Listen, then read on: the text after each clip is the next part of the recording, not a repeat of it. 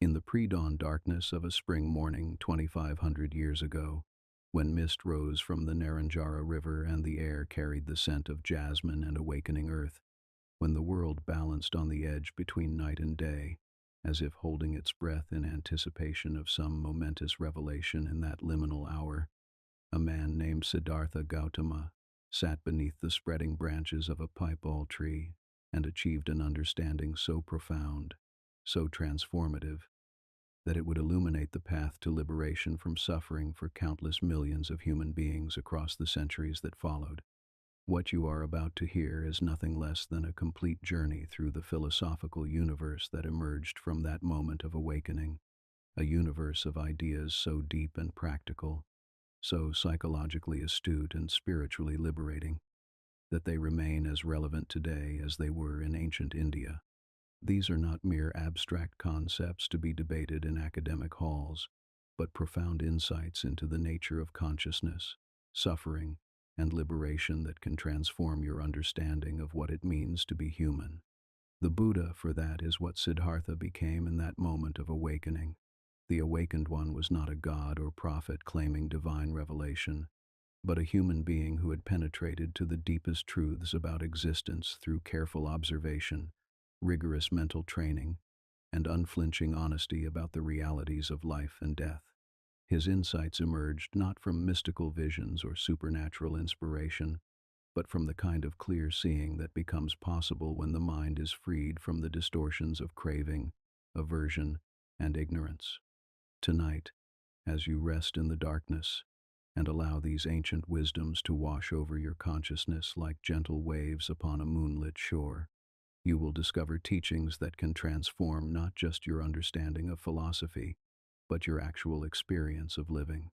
For Buddhist philosophy is not merely intellectual, it is a practical path toward the elimination of unnecessary suffering, the cultivation of wisdom and compassion, the realization of peace that surpasses ordinary understanding. The young prince who would become the Buddha was born into extraordinary luxury and privilege in the foothills of the Himalayas, in what is now Nepal.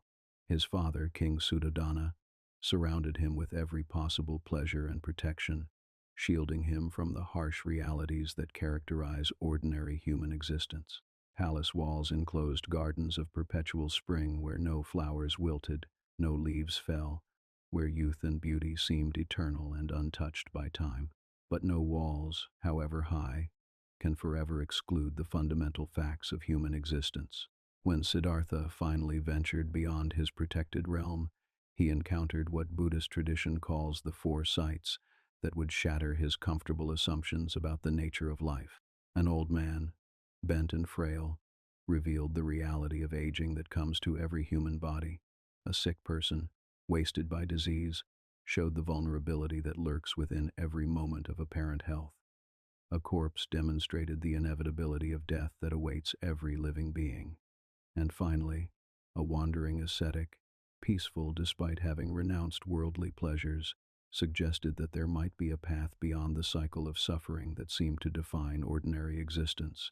These encounters precipitated what is known as the Great Going Forth, Siddhartha's decision to leave behind wealth, comfort, family, and social position to seek the deepest truths about existence.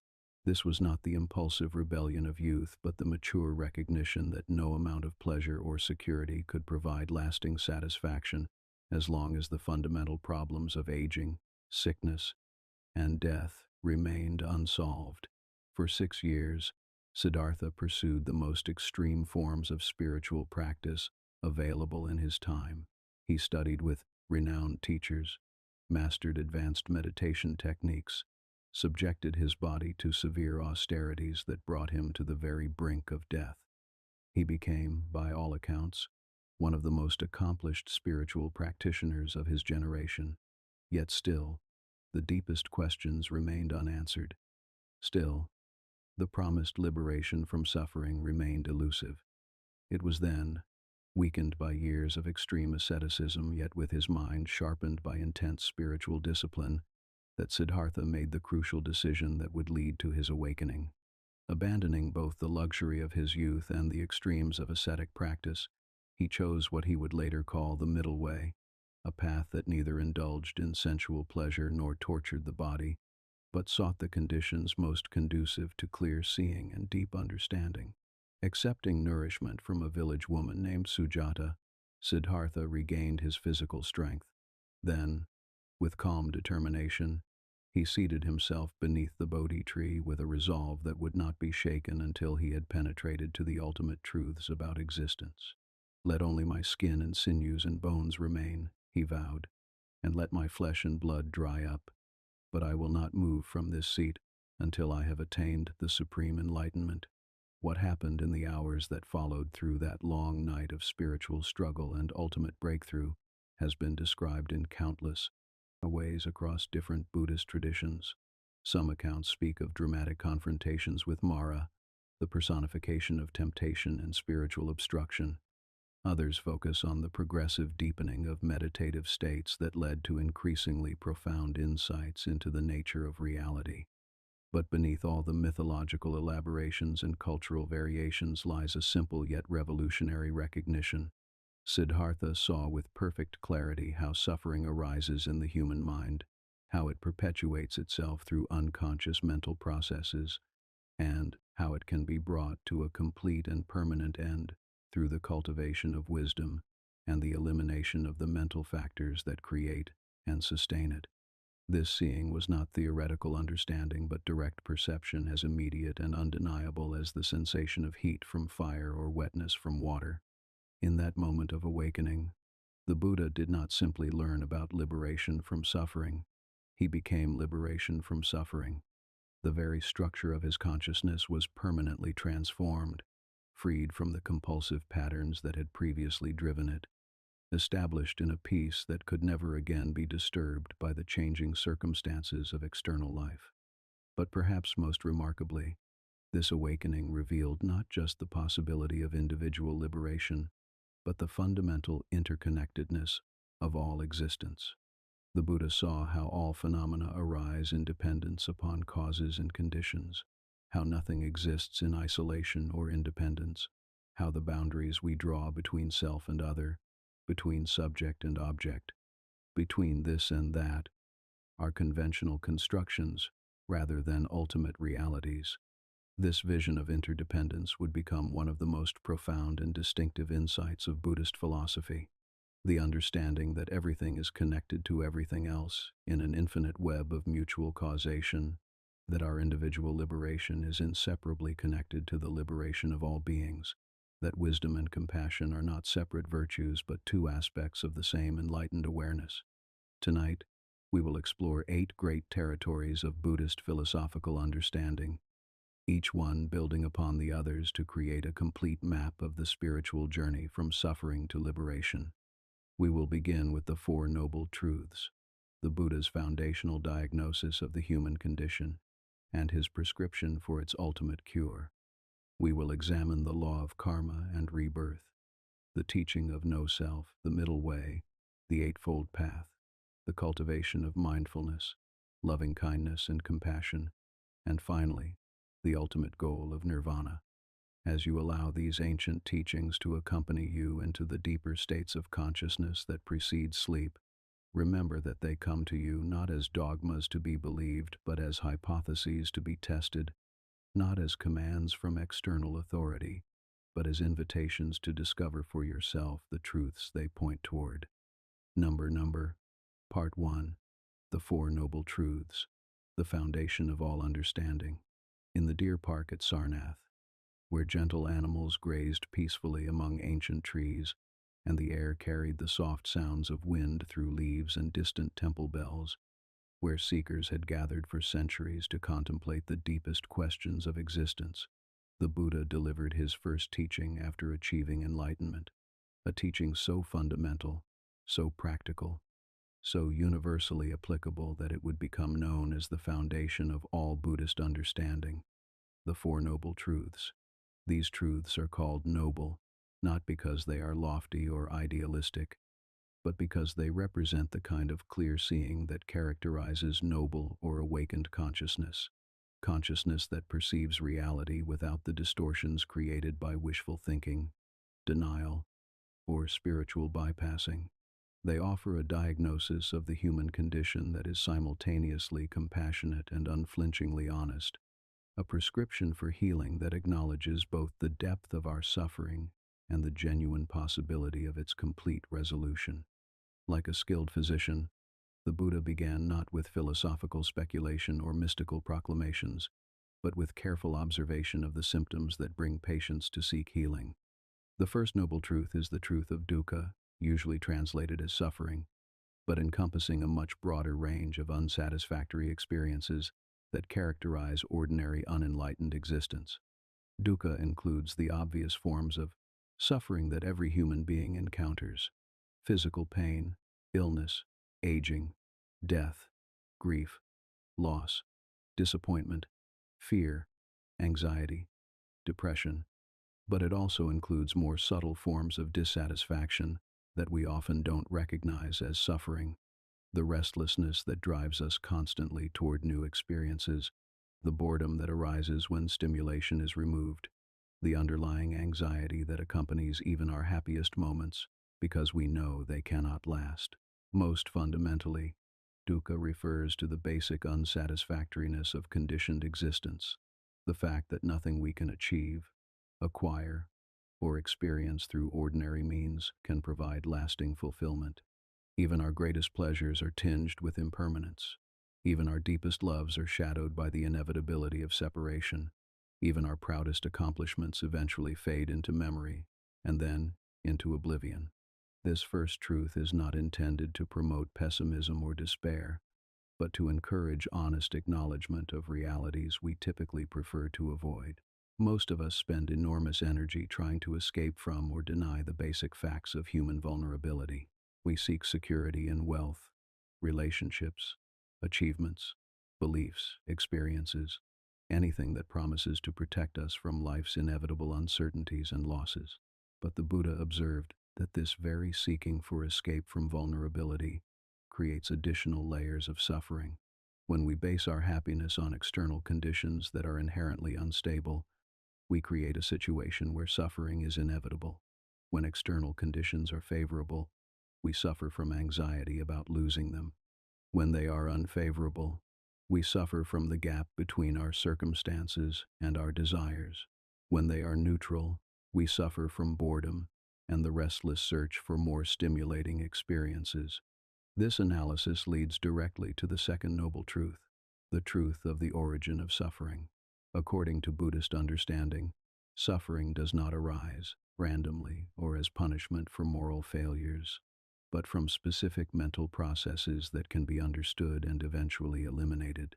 The root cause of all suffering is tanha, literally thirst or craving, the compulsive mental activity that constantly seeks satisfaction through external objects and experiences. This craving manifests in three primary forms. First is craving for sensual pleasures, not just gross physical indulgences, but any form of seeking happiness through external stimulation, whether through food, entertainment, social approval, intellectual achievement, or aesthetic experience. Second is craving for existence, the deep attachment to personal identity and individual survival that drives us to grasp desperately at life even as it slips away. Third is craving for non-existence, the desire to escape from difficult experiences or challenging circumstances, often manifesting as depression, addiction, or various forms of spiritual bypassing. What makes this analysis revolutionary is its recognition that suffering is not caused by external circumstances themselves, but by our mental reactions to those circumstances. Two people can face identical situations, illness, loss, failure, criticism, and experience completely different degrees of suffering depending on the presence or absence of craving in their minds. The person whose happiness depends on external conditions being exactly as they wish will suffer intensely when those conditions inevitably change. The person who has learned to find peace, independent of external circumstances, will remain stable and content regardless of what life brings. This is not cold indifference or emotional numbness, but the deep serenity that comes from understanding the actual sources of happiness and unhappiness. This understanding opens the door to the third noble truth, the truth of the cessation of suffering. Because suffering arises from mental causes rather than external circumstances, it can be completely eliminated through the transformation of consciousness. This elimination is not temporary relief or partial improvement, but the complete and permanent end of all forms of unnecessary mental and emotional pain. This cessation is called nirvana, literally extinction or blowing out, referring to the extinguishing of the fires of craving, hatred, and ignorance that fuel the suffering process. Nirvana is not a place to go or a state to achieve in the future, but the natural condition of consciousness when it is freed from the compulsive patterns that ordinarily drive it.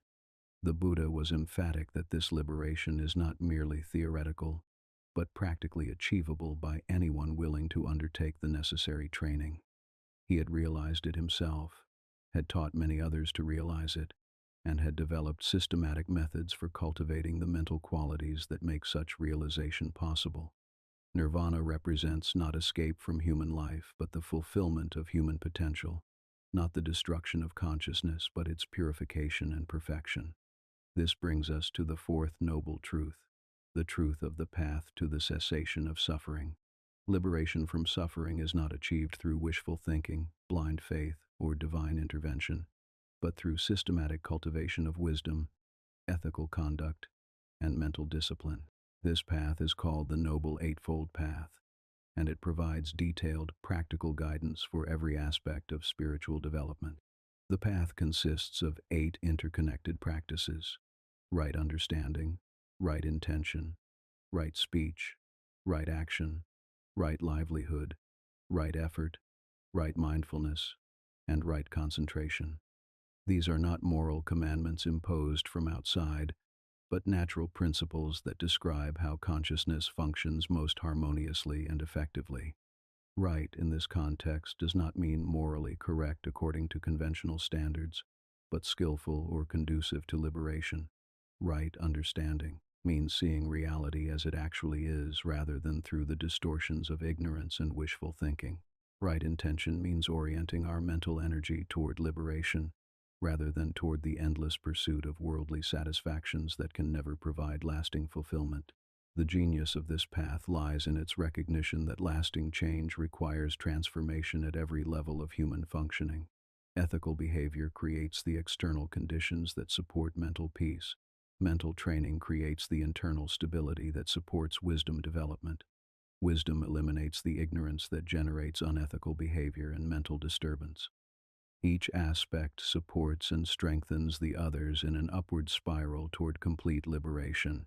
But perhaps most importantly, the Four Noble Truths reveal that liberation from suffering is not a matter of changing external circumstances, but of transforming our relationship to whatever circumstances arise. This does not mean passive acceptance of injustice or unnecessary hardship, but rather the development of inner freedom that remains stable regardless of external conditions. The awakened person continues to experience physical pain when injured, sadness when loved ones die, challenges when facing difficult circumstances, but these natural responses are not compounded by the mental suffering that comes from craving things to be different, from taking experiences personally, from clinging to pleasant experiences, or pushing away unpleasant ones.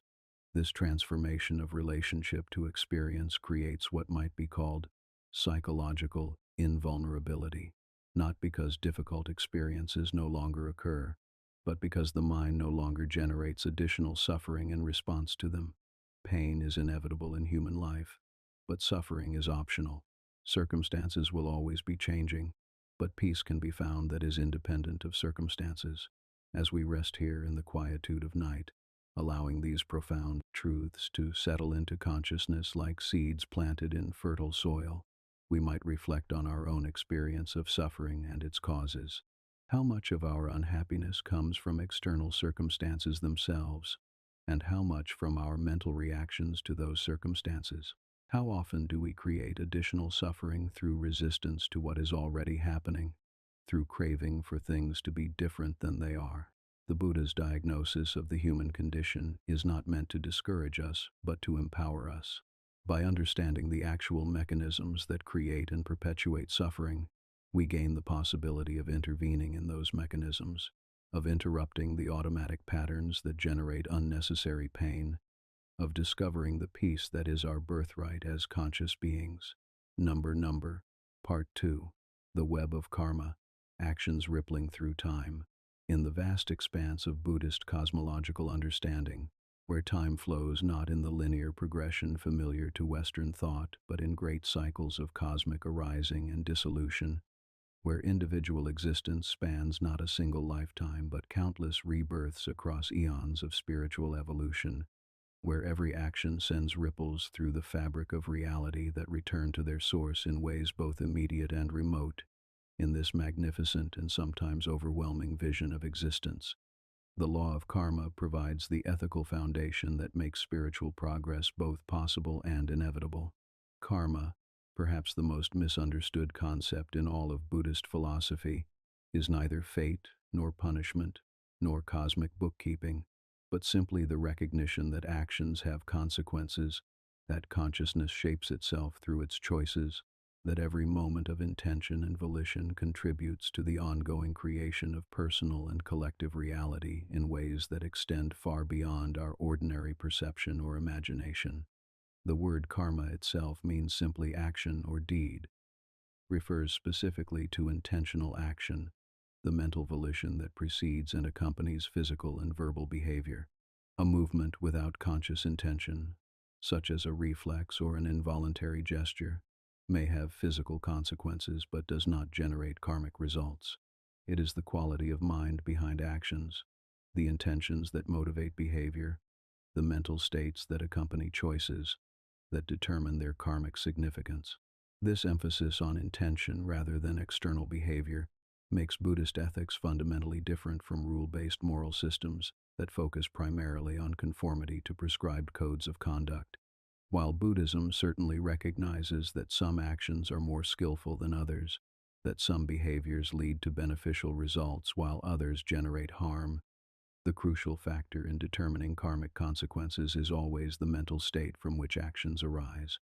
An action performed with genuine compassion, even if it appears harsh from the outside, generates positive karmic results. An action that appears generous or kind, if performed with selfish motives or hidden agendas, generates negative karmic consequences.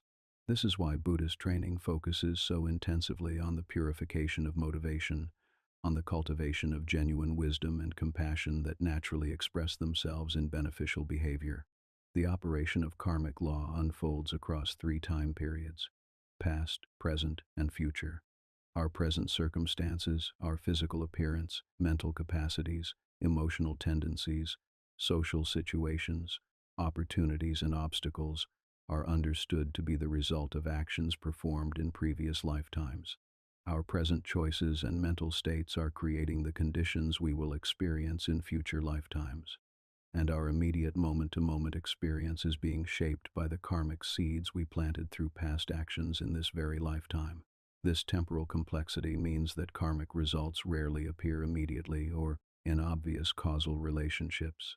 The person who performs harmful actions may seem to prosper in the short term, while the person who acts with consistent kindness may face significant challenges.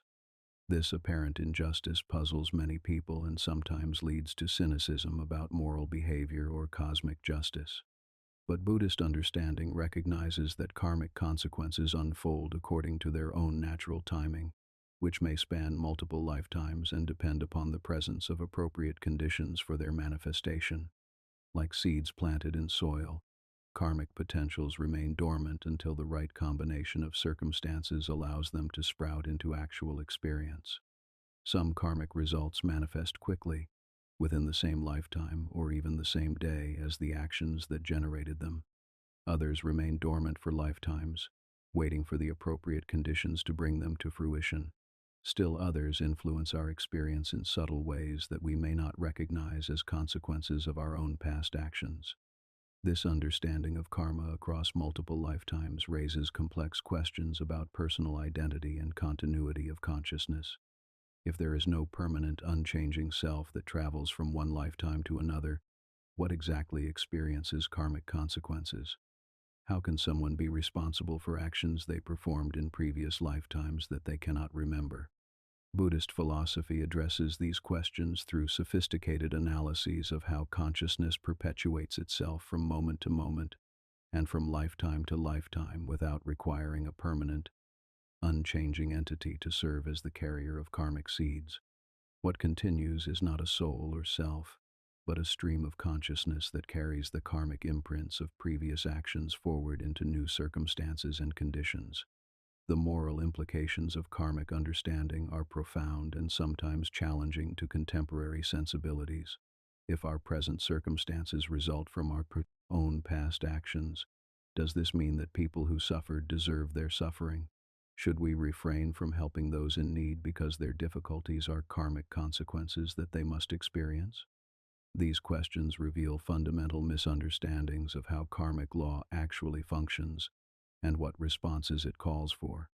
First, the fact that suffering may have karmic origins does not mean that it should not be alleviated. Indeed, our response to others' suffering creates new karma for ourselves. Responding with compassion generates positive karmic consequences, while responding with indifference or callousness generates negative ones. Second, karmic consequences are not punishments imposed by external cosmic justice, but natural results of the ways that consciousness shapes itself through its choices. Understanding this helps us respond to our own difficulties with patience and acceptance while working skillfully to improve our circumstances, and to respond to others' difficulties with compassion and practical assistance rather than judgment or blame. Third, while present circumstances may be influenced by past actions, they are not completely determined by them. We always retain the freedom to choose how we respond to whatever situation we find ourselves in, and these present choices are creating new karmic seeds that will influence our future experience. No one is trapped forever by past mistakes or condemned to eternal suffering because of previous negative actions. This recognition of ongoing choice and possibility for change makes Buddhist ethics fundamentally optimistic despite its clear acknowledgement of the serious consequences that flow from harmful actions. No matter how much negative karma someone may have accumulated, no matter how difficult their present circumstances may be, the path to liberation remains open. Every moment provides opportunities to plant new seeds of positive karma through skillful intention and beneficial action. The systematic cultivation of positive karma is called merit-making in Buddhist tradition, and it forms an essential foundation for serious spiritual practice.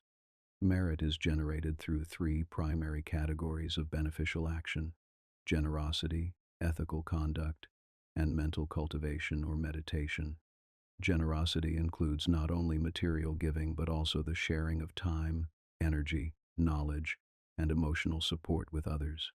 The karmic benefit of generous action depends not on the size of the gift but on the quality of mind behind it. Generosity performed with a joyful heart generates more merit than reluctant charity, while generosity that expects recognition or reward generates less merit than anonymous giving. Ethical conduct involves abstaining from actions that cause harm to oneself and others, while actively cultivating behaviors that promote well-being and harmony. This includes the familiar moral precepts against killing, stealing, sexual misconduct, lying, and intoxication, but extends to all forms of speech and action that either increase or decrease the total amount of suffering in the world. Mental cultivation encompasses all forms of meditation, contemplation, and spiritual study that purify consciousness and develop wisdom. This is considered the highest form of merit-making because it addresses the root causes of suffering rather than just ameliorating their symptoms, and because its benefits extend naturally to all beings rather than being limited to specific recipients. The accumulation of merit through these practices creates what Buddhist texts call a treasury of wholesome karma that supports both present happiness and favorable circumstances for spiritual development in future lifetimes. But merit is not hoarded like wealth.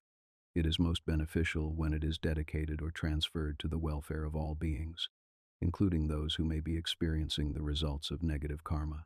This practice of merit dedication reflects one of the most distinctive and beautiful aspects of Buddhist ethics, the recognition that in the deepest sense, individual liberation and universal liberation are inseparable, because all beings are interconnected through the web of karmic causation. Whatever genuinely benefits one being ultimately benefits all beings, while whatever harms one being ultimately harms all beings. This interconnectedness means that advanced practitioners naturally develop what is called bodhicitta, the aspiration to achieve complete enlightenment, not for their own sake alone, but for the sake of all sentient beings who are trapped in cycles of suffering through ignorance of their true nature. The cultivation of bodhicitta transforms individual spiritual practice into a form of universal service that generates immeasurable positive karma. As we rest in the deep quietude of night, contemplating these vast patterns of action and consequence that connect every moment of consciousness across infinite time and space, we might reflect on our own karmic inheritance and legacy. How have our past actions in this lifetime, and perhaps in others, contributed to our present circumstances? How are our present choices shaping the reality we will experience tomorrow, next year, in future lifetimes? This reflection is not meant to generate guilt about past mistakes or anxiety about future consequences, but to inspire greater mindfulness and skillfulness in our ongoing choices. Every moment provides opportunities to plant seeds of positive karma through generous intention, ethical behavior, and the cultivation of wisdom. Every interaction with others creates possibilities for healing old karmic debts, while generating new positive connections. The web of karma that connects all beings across time reveals both our profound responsibility for the consequences of our actions and our unlimited potential for positive influence. No action is too small to matter, no intention too brief to have consequences. Part 3. The Illusion of Self. Discovering what we are not. In the stillness of deep meditation, when the constant chatter of ordinary thinking begins to quiet, and the mind settles into states of profound clarity and openness, when attention can observe the arising and passing of thoughts, sensations, and emotions with the kind of detached precision that a scientist might bring to examining specimens under a microscope. In these moments of extraordinary lucidity, Buddhist practitioners throughout the centuries have made a discovery so startling, so contrary to our deepest assumptions about ourselves, that it ranks among the most revolutionary insights in the history of human understanding. This discovery is the teaching of anatta, or no-self, the recognition that careful investigation of conscious experience reveals no permanent, unchanging, independent entity that could serve as the referent for our sense of being a separate, continuous self. What we normally take to be I or me or myself turns out, under close examination, to be a collection of ever-changing physical and mental processes with no fixed center, no permanent essence, no unchanging core that persists from moment to moment or from lifetime to lifetime. This insight challenges our most basic intuitions about personal identity and individual existence so directly that it often provokes strong resistance, confusion, or disbelief when first encountered. After all, nothing seems more immediately obvious or certain than the fact that I exist as a distinct entity separate from others and from the external world. The sense of being a unified, continuous self appears to be the foundation of all conscious experience, the basic fact upon which all other knowledge depends. But the Buddha's analysis suggests that this apparently obvious fact is actually a profound illusion, albeit one that is so deeply embedded in the structure of ordinary consciousness that it requires sustained investigation and sophisticated understanding to recognize its illusory nature. Like many powerful illusions, the sense of self is maintained through selective attention and unconscious mental processes that create an appearance of unity and continuity, where careful observation reveals only flux and interdependence. To understand this teaching, we must first examine what Buddhist analysis reveals when we look carefully for this self that we normally take for granted. According to traditional Buddhist psychology, what we conventionally call a person or self consists of 5 components or aggregates: form, feeling, perception, mental formations, and consciousness. Form refers to the physical body with all its sensory capacities and functions. Feeling refers not to emotions, but to the immediate sense of pleasantness, unpleasantness, or neutrality that accompanies every moment of experience. Perception involves the recognition and categorization of sensory and mental objects. Mental formations include all the various mental factors such as attention, intention, memory, emotions, and mental habits that shape our experience. Consciousness refers to the basic awareness that knows or cognizes whatever is present in each moment. When we look for the self among these five aggregates, something remarkable emerges. None of them can serve as a permanent, unchanging self. The body is obviously in constant flux, cells dying and being replaced, organs functioning differently from moment to moment, the entire physical structure gradually transforming from birth to death. Feelings constantly change as pleasant experiences become neutral or unpleasant, as satisfaction gives way to desire, as comfort alternates with discomfort. Perceptions are clearly impermanent, arising and passing away as objects enter and leave our field of awareness, as our interpretations of experiences shift based on context and conditioning. Mental formations come and go like weather patterns in the sky of a pattern. Consciousness, anger arising and dissolving, love appearing and fading, memories surfacing and submerging, intentions forming and being fulfilled or abandoned.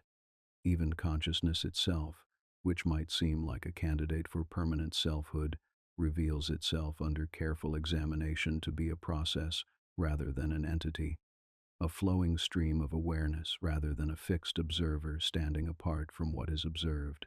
Each moment of consciousness arises, performs its function of knowing, and passes away, to be replaced by the next moment of consciousness in an unbroken but constantly changing stream. If none of these five aggregates can serve as a permanent self, perhaps the self exists in their combination, in some special relationship or pattern among them. But investigation reveals that there is no additional element beyond the five aggregates, no controlling center or organizing principle that could qualify as a self. What we call a person is simply the collection of these ever-changing processes, related to each other through causes and conditions but without any permanent essence or identity. This analysis might seem merely academic, an interesting philosophical point with little practical significance. But the Buddha taught that our belief in a permanent, separate self is actually the root cause of all suffering, the fundamental delusion that generates all the craving, aversion, and ignorance that trap us in cycles of dissatisfaction and pain. When we believe ourselves to be permanent entities, we naturally fear death and cling desperately to life. When we believe ourselves to be separate from others, we prioritize our own interests over theirs and create conflict through competition for limited resources. When we believe ourselves to be solid, unchanging selves, we resist the natural flow of experience and create suffering through our attempts to maintain pleasant states and avoid unpleasant ones. The illusion of self also generates what Buddhist psychology calls the three root poisons: greed, hatred, and delusion. Greed arises from the self's attempt to acquire and maintain whatever it believes will provide security, pleasure, or advantage. Hatred emerges from the self's resistance to whatever threatens its interests or challenges its preferred version of reality. Delusion represents the basic ignorance about the nature of self and reality that makes both greed and hatred seem rational and necessary. These three poisons in turn generate all the specific mental afflictions that cause psychological suffering: attachment and aversion, pride and jealousy, fear and anxiety, anger and depression. Each of these states depends upon the assumption that there is a solid, permanent self that can be threatened, satisfied, praised, blamed, or harmed. Remove this assumption through direct insight into the absence of such a self, and the entire structure of psychological suffering collapses. But how can we function in daily life without a sense of self? How can we take responsibility for our actions, make plans for the future, or form meaningful relationships if we don't exist as permanent, continuous entities? These practical concerns often arise when people first encounter the teaching of no self, and they point to important distinctions that must be understood clearly. Buddhist teaching distinguishes between conventional and ultimate truth. Conventionally, it is perfectly valid and necessary to speak of persons, selves, individuals who perform actions, experience results, and bear responsibility for their choices. The conventional self is a useful fiction that allows for practical functioning in daily life, social cooperation, legal systems, and spiritual practice itself. But ultimately, this conventional self is revealed to be a mental construction rather than an independent reality.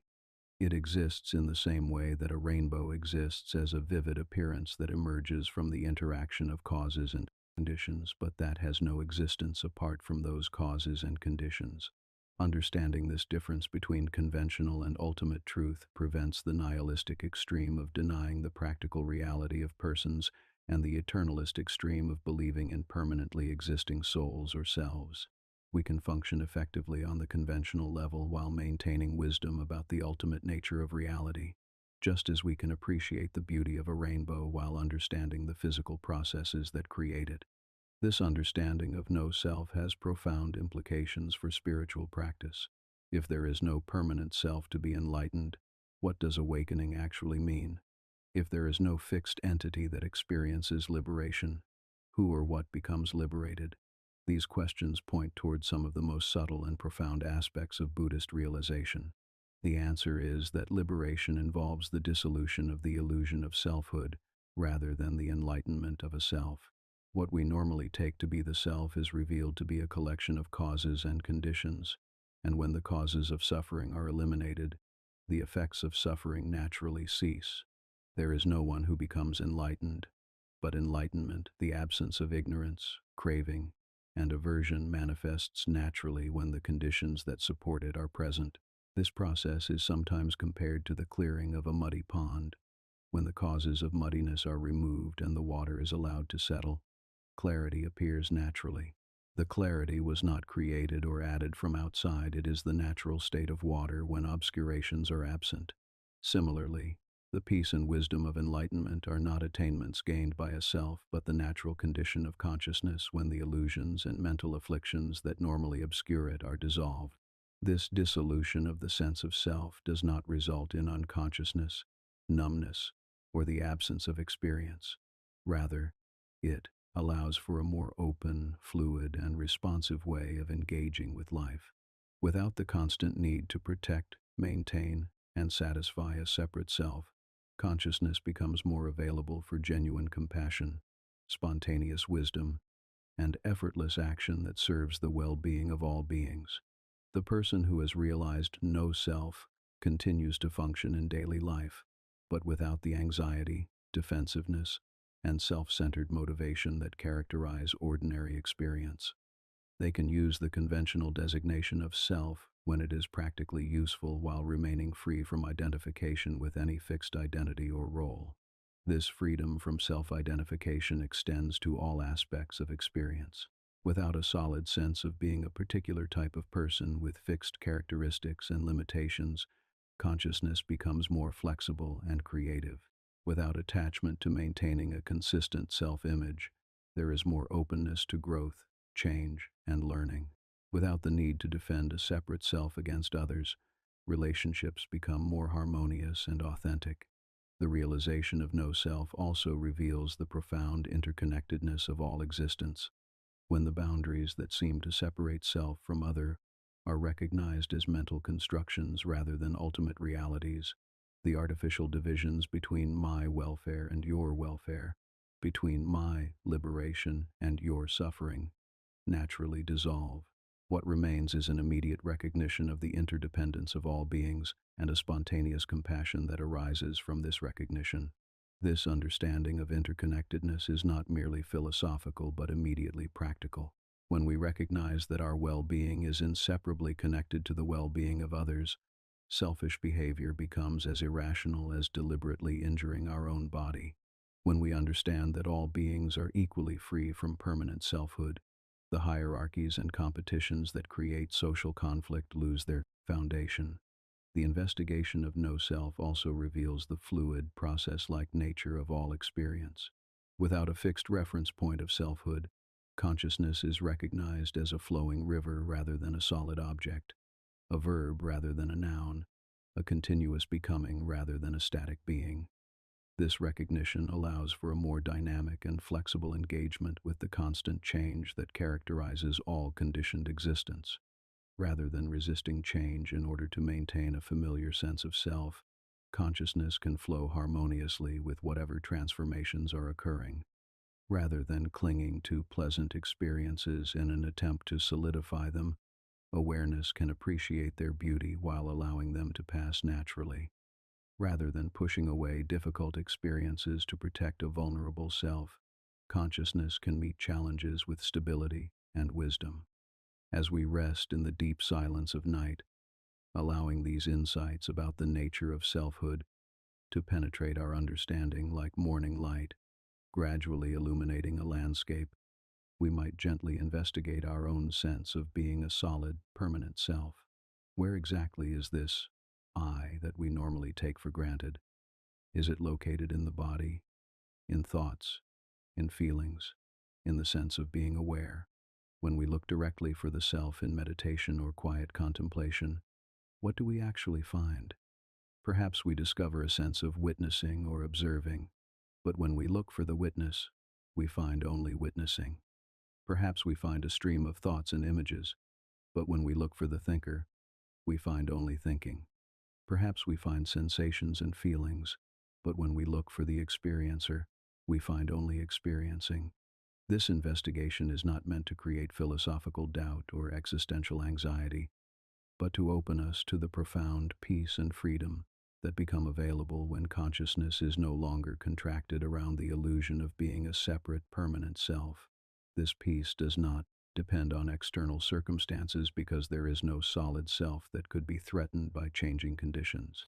This freedom is not limited by personal history because there is no fixed identity that could be constrained by past patterns. Yet this dissolution of self-boundaries does not result in confusion or dysfunction, but in greater clarity and effectiveness. Actions arise spontaneously from wisdom and compassion, rather than from self-centered calculation. Responses emerge naturally from present moment awareness rather than from habitual reactions based on maintaining self-image. The teaching of no-self thus points toward a fundamental reorientation of consciousness that underlies all other aspects of Buddhist practice. This reorientation allows for a balanced approach to spiritual development that avoids both the extreme of indulging selfish desires and the extreme of suppressing natural human needs and capacities, the approach known as the middle way. Part 4. The Middle Way. Finding balance in all things.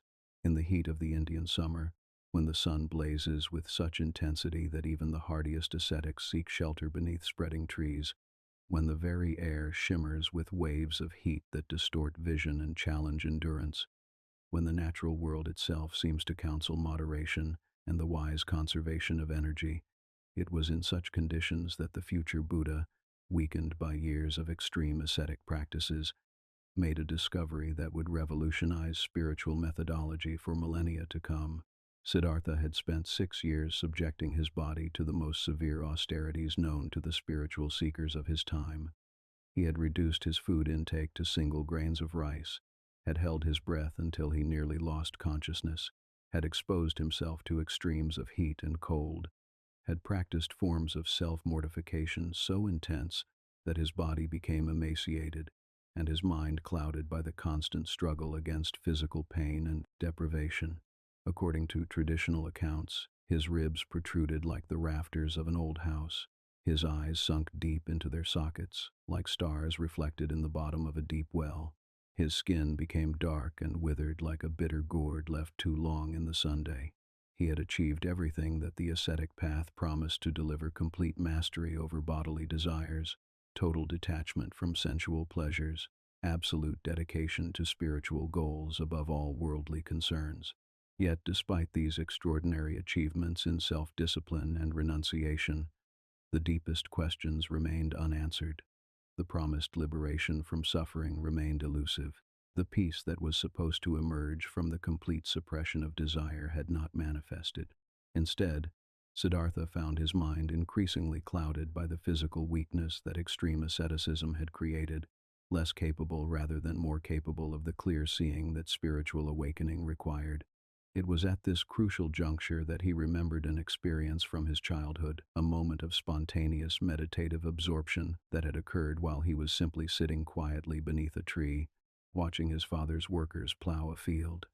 In that natural state of relaxed attention, without any extreme practices or forced concentration, his mind had settled into a profound clarity and peace that surpassed anything he had achieved through years of rigorous spiritual discipline. This memory catalyzed a fundamental insight that would become one of Buddhism's most distinctive and practically important teachings: the middle way between the extremes of sensual indulgence and ascetic self-torture. The path to liberation, Siddhartha realized, required neither the luxury and pleasure-seeking of his princely youth nor the harsh deprivations of his ascetic period, but a balanced approach that provided optimal conditions for mental clarity and spiritual development. This insight was tested immediately, through a practical decision that would determine the course of his spiritual journey. When a village woman named Sujata offered him a bowl of milk rice, Siddhartha faced a choice that his fellow ascetics would have considered spiritually disastrous: whether to accept nourishment that would restore his physical strength but compromise his reputation as a committed spiritual practitioner. His decision to accept the food and the strong disapproval of his ascetic companions, who abandoned him as a spiritual failure, represented more than a change in dietary practice. It reflected a fundamental reorientation towards spiritual methodology, based on empirical observation of what actually supported awakening, rather than on theoretical assumptions about what spiritual practice should involve. Nourishing his body restored the mental clarity that extreme asceticism had clouded. Abandoning the identity of being an extreme practitioner freed him from the spiritual pride that subtle ego attachment to ascetic achievement had created. Most importantly, adopting the middle way opened him to the possibility of discovering awakening, not through heroic efforts to transcend the human condition, but through wise engagement with that condition as it actually existed. This middle way would prove to be far more than a practical guideline for balancing physical comfort and spiritual discipline. It would emerge as a fundamental principle applicable to every aspect of Buddhist philosophy, and practice a method for navigating between opposing extremes in ways that transcend both, while incorporating whatever truth each extreme contains. In the realm of philosophy, the middle way provides guidance for avoiding both eternalism, the belief in permanent, unchanging essences or souls, and nihilism, the belief that nothing exists or that existence is meaningless.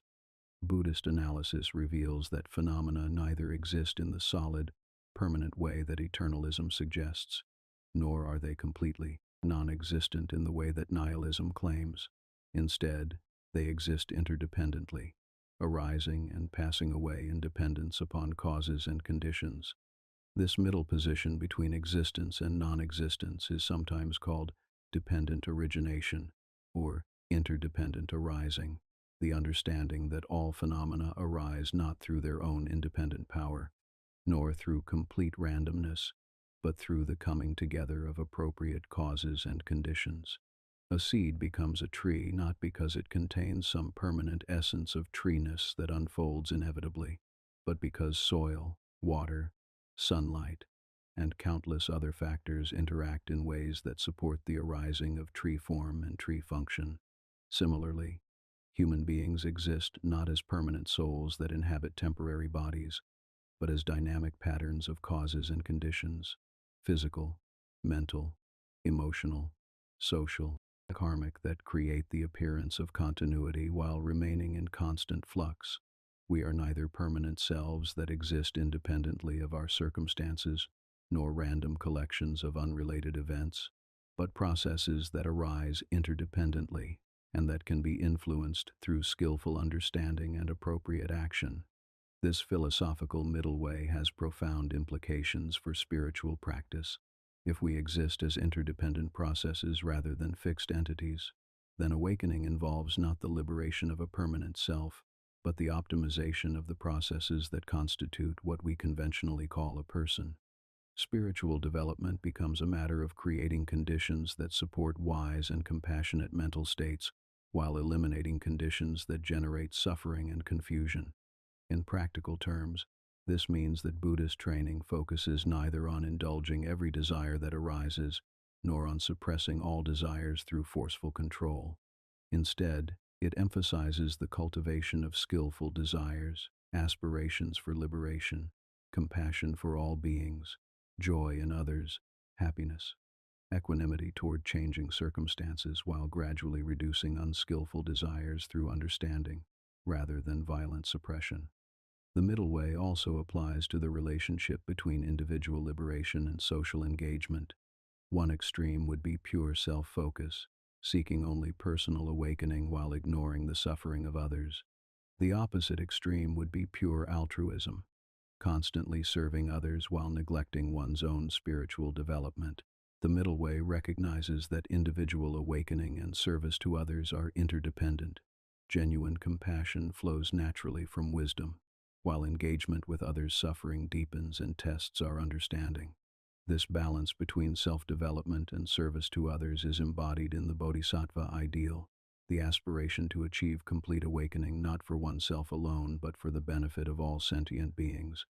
The Bodhisattva neither seeks escape from the world of suffering nor becomes lost in that world, but develops the wisdom and compassion needed to work effectively for universal liberation while remaining free from attachment to the outcomes of such work.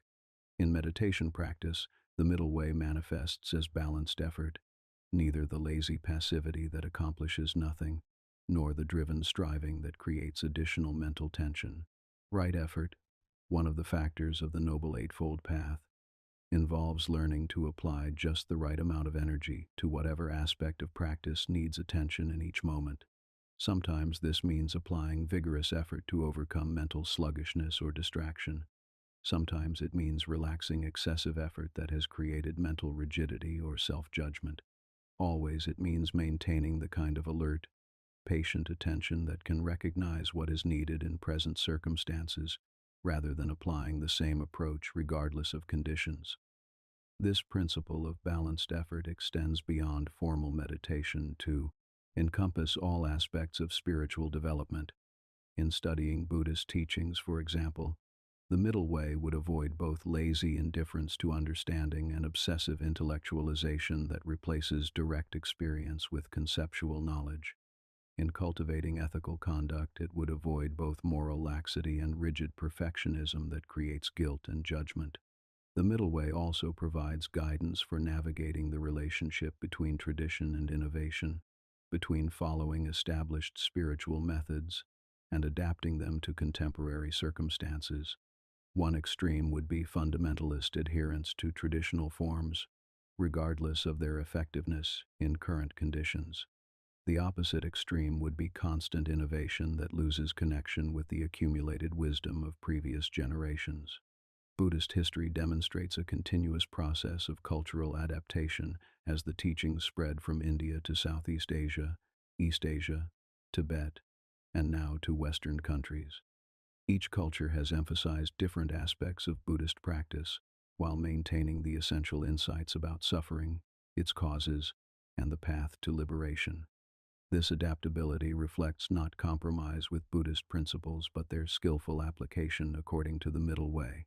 In our current historical moment, the middle way offers particularly valuable guidance for integrating ancient wisdom with modern scientific understanding. Neither uncritical acceptance of traditional cosmology nor dismissive rejection of contemplative insights serves the cause of human awakening. Instead, we can extract the essential psychological and spiritual principles from their traditional cultural containers while remaining open to validation and refinement through contemporary research methods. This integration is already occurring as neuroscientists study meditation, psychologists investigate mindfulness, and medical researchers explore the health benefits of Buddhist practices rather than threatening traditional understanding. This scientific engagement often validates ancient insights, while expressing them in language more accessible to contemporary minds. The middle way also applies to the relationship between rational analysis and direct contemplative experience. Pure intellectualism can become a substitute for the transformative experience that Buddhist practice aims to generate. Pure anti-intellectualism can lead to spiritual bypassing that avoids the careful investigation needed for genuine understanding. The balanced approach involves using rational analysis to support and clarify direct experience while testing intellectual understanding against the results it produces in actual practice. This balance between study and practice reflects a fundamental principle of Buddhist methodology, that lasting spiritual transformation requires engagement of the whole person: intellect, emotions, intuition, will, and embodied awareness. Overemphasis on any single faculty creates imbalance that ultimately limits development. The middle way coordinates all aspects of human capacity in service of awakening. As we rest here in the quietude of deep night, allowing these insights about balance and moderation to settle into our understanding like sediment slowly clarifying in still water, we might reflect on the extremes that have characterized our own spiritual seeking or personal development. Have there been times when we pushed too hard, creating stress and resistance through excessive effort? Have there been other times when we were too passive, missing opportunities for growth through insufficient engagement? The middle way does not prescribe specific behaviors or practices that are always appropriate, because what constitutes balance depends on current circumstances, individual temperament, and stage of development. Instead, it provides a methodology for continually assessing and adjusting our approach based on careful observation of and results rather than rigid adherence to preconceived ideas about what spiritual practice should look like. This empirical approach to spiritual development, testing methods against results, adjusting techniques based on experience, remaining open to course corrections when current approaches are not producing beneficial outcomes, reflects the Buddha's own experimental attitude toward awakening. He encouraged his followers to be lamps unto themselves, relying on their own direct experience rather than external authorities to validate spiritual progress. This self-reliance does not mean spiritual individualism or rejection of guidance from teachers and community. Rather, it means taking personal responsibility for implementing teachings in ways that actually serve liberation rather than ego gratification or social conformity. The middle way includes balance between dependence on external guidance and confidence in inner wisdom, between respect for tradition and trust in direct experience. Perhaps most importantly, the middle way offers an alternative to the perfectionism that often undermines spiritual development. Instead of demanding immediate transformation or complete consistency in practice, it allows for gradual progress that includes setbacks, mistakes, and course corrections. This patience with the natural rhythms of growth prevents the discouragement and self-judgment that can derail spiritual development.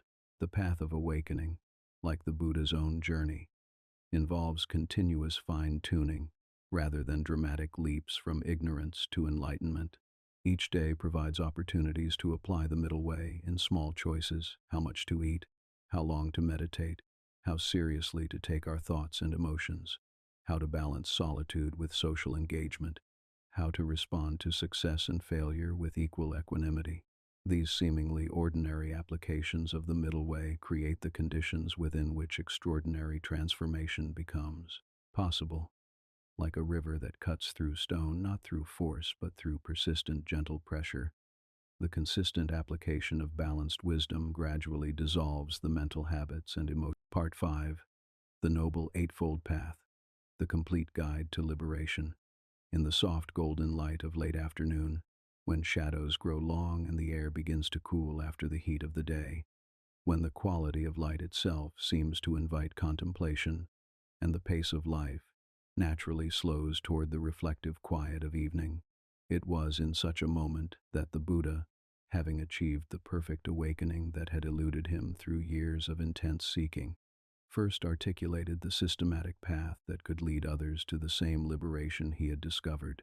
This path, known as the Noble Eightfold Path, represents perhaps the most comprehensive and practical guide to spiritual development ever formulated. It encompasses every aspect of human existence: how we understand reality, what motivates our actions, how we speak and behave, how we make our living, how we direct our energy, how we cultivate awareness, how we develop concentration. It is simultaneously a map of the journey to enlightenment and a set of practical instructions for taking each step along that journey. The path is called noble, not because it requires aristocratic birth or special social status, but because it leads to the kind of inner nobility that emerges from wisdom, compassion, and freedom from the mental afflictions that cause suffering. It is available to anyone, regardless of background, education, or circumstances, because it works with the universal features of human consciousness, rather than depending on external conditions that might not be accessible to everyone. The 8 factors of the path are traditionally organized into 3 categories that support each other in an upward spiral of development. The wisdom factors, right understanding and right intention, provide the intellectual and motivational foundation for spiritual practice. The ethical factors, right speech, right action, and right livelihood, create the external conditions that support mental purification. The mental training factors, right effort, right mindfulness, and right concentration, develop the inner capacities needed for liberation. Right understanding begins with intellectual comprehension of the Four Noble Truths: the law of karma, the fact of impermanence, the teaching of NoSelf, and the other fundamental insights of Buddhist philosophy. But it extends far beyond mere intellectual knowledge to encompass the direct, experiential realization of these truths through contemplative investigation and meditative insight. The development of right understanding typically unfolds in stages, beginning with confidence in Buddhist teachings based on their logical consistency and practical effectiveness, progressing through deepening personal verification of these teachings through spiritual practice, and culminating in the direct, unshakable realization that permanently transforms consciousness and eliminates the ignorance that generates suffering. This progression from intellectual understanding to direct realization illustrates an important principle of Buddhist spiritual development. Concepts and teachings serve as skillful means for pointing the mind toward direct experience, rather than as final truths to be believed or mental objects to be grasped. Right understanding ultimately transcends all concepts, including Buddhist concepts, through immediate recognition of reality as it actually island. Right intention refers to the mental energy and motivation that drives spiritual practice. It includes 3 specific aspirations: the intention to renounce or let go of attachments that create suffering, the intention to cultivate loving kindness toward all beings, and the intention to develop compassion that actively works to alleviate suffering wherever it is encountered.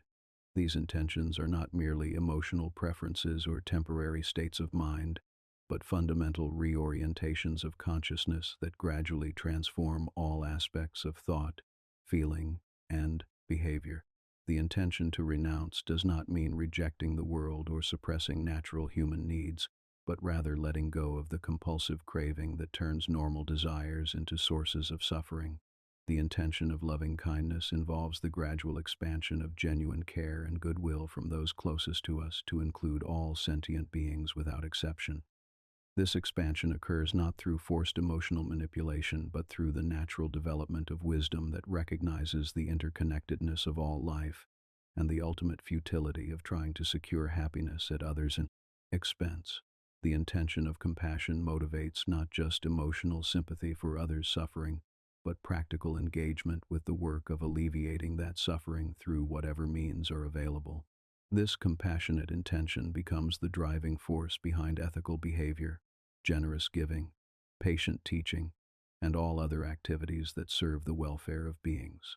Right speech represents the first of the ethical factors and involves both abstaining from harmful forms of communication and cultivating beneficial ones. The traditional guidelines include avoiding lying, divisive speech, harsh language, and idle chatter, while developing truthfulness, harmonious communication, gentle expression, and meaningful conversation. But right speech extends beyond following rules about what to say and what not to say. It involves developing the mindfulness and sensitivity needed to recognize how our words affect others, the wisdom to know when speech is helpful and when silence is more appropriate, the compassion to communicate in ways that serve others' well-being, rather than merely expressing our own thoughts and feelings. The cultivation of right speech often reveals how much of ordinary conversation is motivated by unconscious needs for attention, approval, control, or entertainment, rather than by genuine intention to communicate something beneficial. This recognition naturally leads to greater selectivity in what we choose to express and greater care in how we express it. Right action encompasses all aspects of physical behavior, traditionally summarized as abstaining from killing, stealing, and sexual misconduct while cultivating their positive counterparts, protecting life, generosity, and sexual integrity. Like all aspects of the path, these guidelines are not arbitrary moral commands but practical instructions for creating the external conditions that support internal spiritual development. The person who harms others through physical action inevitably experiences mental consequences, guilt, fear, defensiveness that disturb the peace and clarity needed for meditation and wisdom development.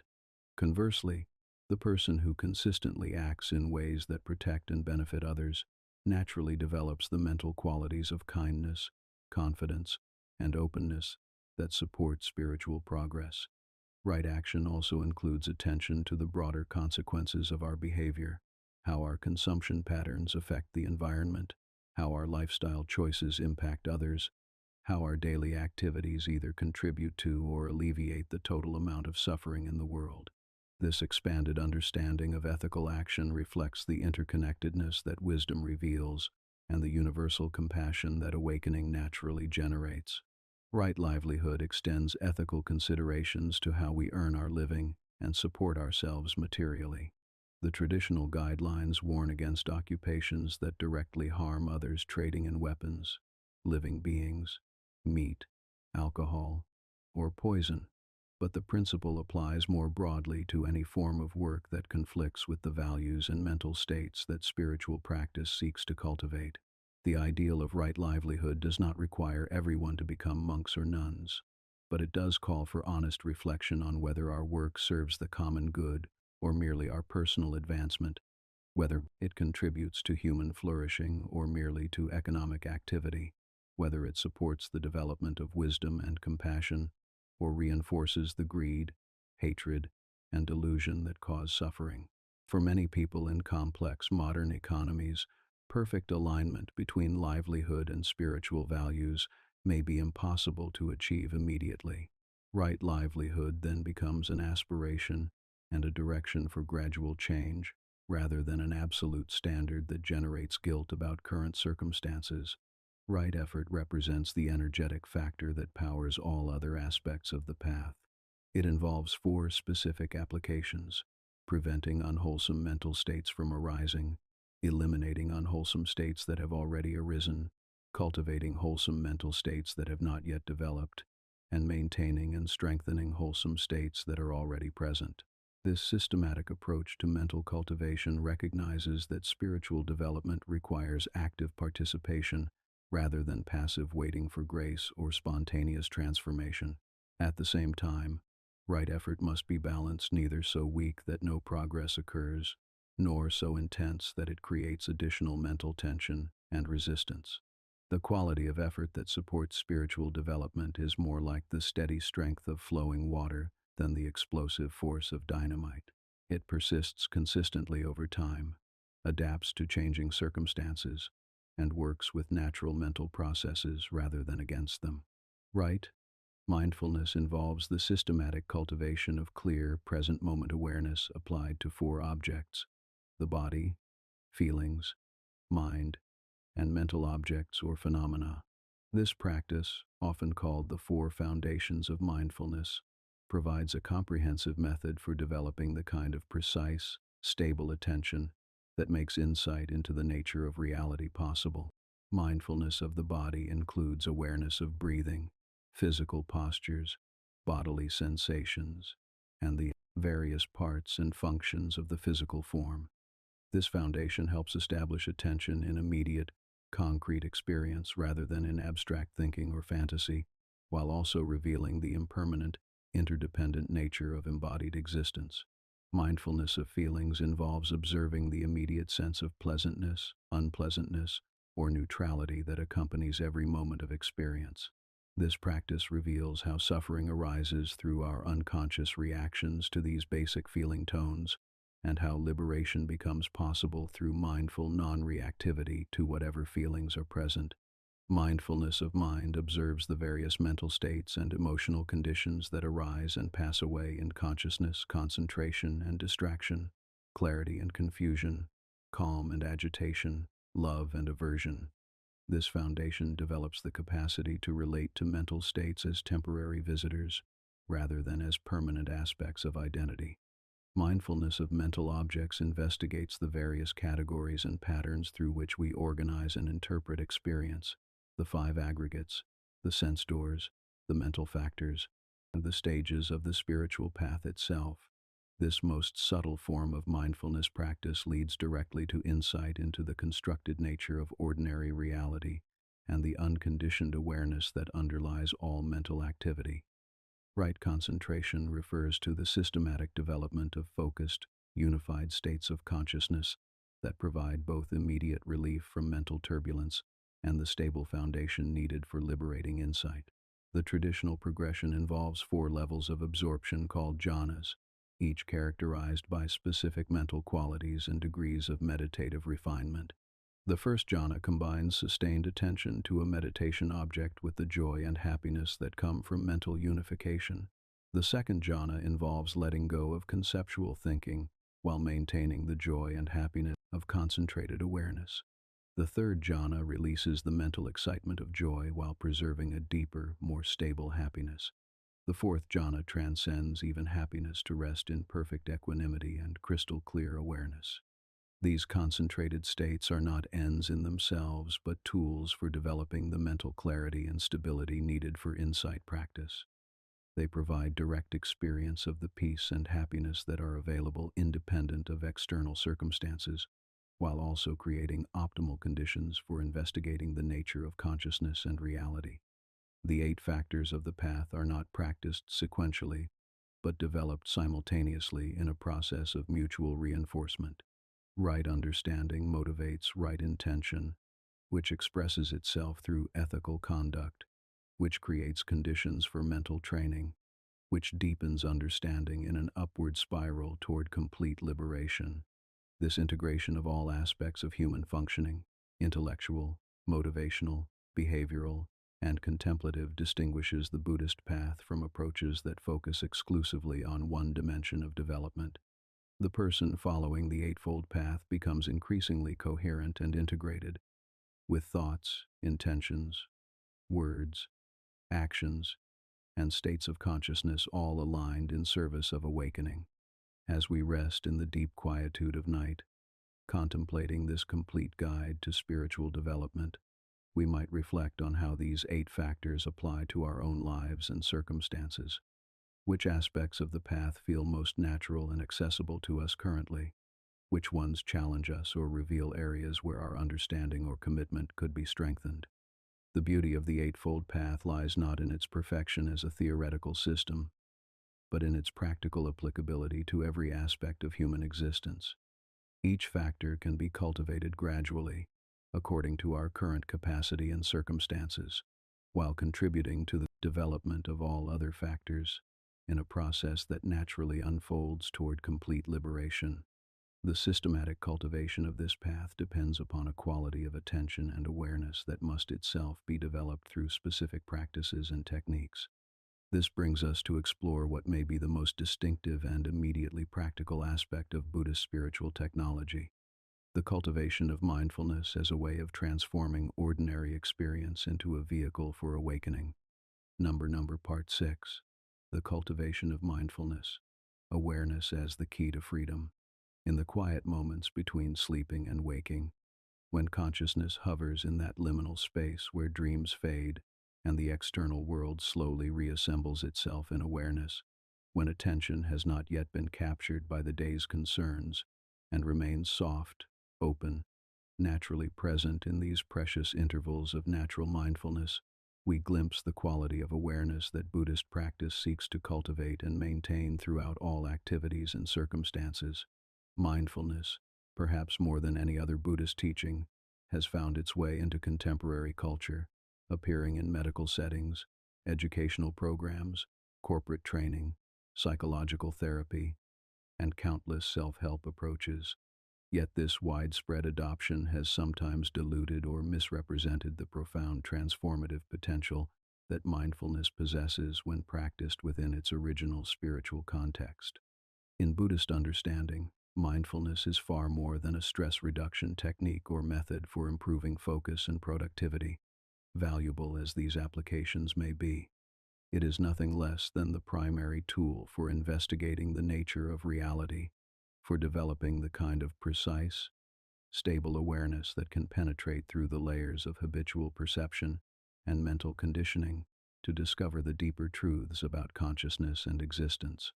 The Pali word sati, usually translated as mindfulness, carries connotations of remembering, maintaining awareness, keeping something in mind without losing track of it. But this remembering is not primarily about recalling past events or maintaining mental lists of things to do. Rather, it refers to the continuous remembrance of present moment reality, the sustained awareness of what is actually happening in immediate experience, rather than being lost in mental commentary, fantasy, planning, or other forms of conceptual elaboration. This present moment awareness is characterized by several distinctive qualities that distinguish genuine mindfulness from ordinary attention or concentration. First, it is non-judgmental, observing whatever arises in experience without immediately categorizing it as good or bad, desirable or undesirable, important or trivial. This non-judgmental quality allows us to see things more clearly because we are not filtering our perceptions through the lens of our preferences and aversions. Second, mindfulness is accepting not in the sense of passively resigning ourselves to whatever is happening, but in the sense of acknowledging reality as it actually is, rather than demanding that it conform to our expectations or desires. This acceptance creates the mental space needed for wise response rather than reactive behavior based on resistance to unwanted experiences. Third, genuine mindfulness is investigative, not content with surface appearances but curious about the deeper processes underlying manifest experience. This investigation is not intellectual analysis but direct, experiential inquiry that can reveal the impermanent, interdependent, and selfless nature of all phenomena. Fourth, mindfulness is stable and continuous rather than sporadic or intermittent. While beginners naturally experience mindfulness as coming and going, advanced practice develops the capacity to maintain clear awareness through all activities and circumstances, even during sleep and dreaming. The systematic cultivation of mindfulness traditionally begins with formal sitting meditation, where the relative simplicity and stillness of the meditative posture create optimal conditions for developing precise, stable attention. The most fundamental practice involves mindfulness of breathing using the natural rhythm of inhalation and exhalation as an anchor for attention, while observing whatever else arises in the field of awareness. This practice may seem deceptively simple, but it reveals layers of complexity as it deepens. Initially, practitioners typically discover how difficult it is to maintain attention on anything for more than a few moments without being distracted by thoughts, sensations, emotions, or external stimuli. This recognition of mental restlessness and distractibility is itself valuable insight into the normally unconscious patterns that characterize ordinary consciousness. As the practice stabilizes, attention becomes more sensitive to subtle aspects of the breathing process, the pause between inhalation and exhalation, the different qualities of breath at the nostrils and in the chest and abdomen, the way breathing changes with different mental and emotional states. This increased sensitivity extends naturally to other aspects of experience, creating a general enhancement of perceptual clarity and precision. But the deeper purpose of breath awareness is not to become expert at following breathing, but to use this simple practice as a foundation for investigating the nature of consciousness itself. Through sustained attention to breathing, practitioners begin to notice the arising and passing away of mental formations, the relationship between observer and observed, the constructed nature of the sense of being a separate self who is practicing meditation. This investigation naturally extends to the other foundations of mindfulness practice. Mindfulness of the body involves systematic attention to physical sensations, postures, and movements, revealing the constant flux that characterizes embodied existence, while also developing greater sensitivity to how mental states manifest in physical tension and relaxation. The practice of body scanning methodically, bringing attention to each part of the physical form, often reveals how much of ordinary experience occurs below the threshold of conscious awareness. Tensions we were not aware of carrying, pleasures and pains that had faded into background noise, the subtle aliveness that pervades healthy biological functioning, all come into clearer focus through systematic mindfulness of embodied experience. This enhanced body awareness has practical benefits for health and well-being, as practitioners learn to recognize and respond to physical signals before they manifest as illness or chronic tension. But more importantly, it develops the kind of intimate, precise attention that is necessary for insight into the impermanent, interdependent nature of all experienced phenomena. Mindfulness of feeling tones investigates the immediate sense of pleasantness, unpleasantness, or neutrality that accompanies every moment of experience. This practice reveals how much of our mental and emotional reactivity is driven by unconscious responses to these basic feeling qualities, and how freedom becomes possible through mindful non-reactivity to whatever feeling tones are present. Most people spend their lives unconsciously attracted toward pleasant experiences and averse to unpleasant ones, with neutral experiences falling into a kind of liminal space that receives little attention. This automatic reactivity creates the psychological momentum that drives the cycle of craving and suffering that Buddhism seeks to interrupt. Through mindfulness of feeling tones, practitioners learn to observe pleasantness without grasping, unpleasantness without resistance, and neutrality without boredom or restless searching for more interesting experiences. This equanimity toward all feeling qualities creates the mental stability needed for deeper insight while also providing immediate relief from the emotional turbulence that characterizes much ordinary experience. Mindfulness of mental states observes the various conditions of consciousness, calm or agitated, focused or scattered, happy or sad, confident or doubtful, loving or aversive.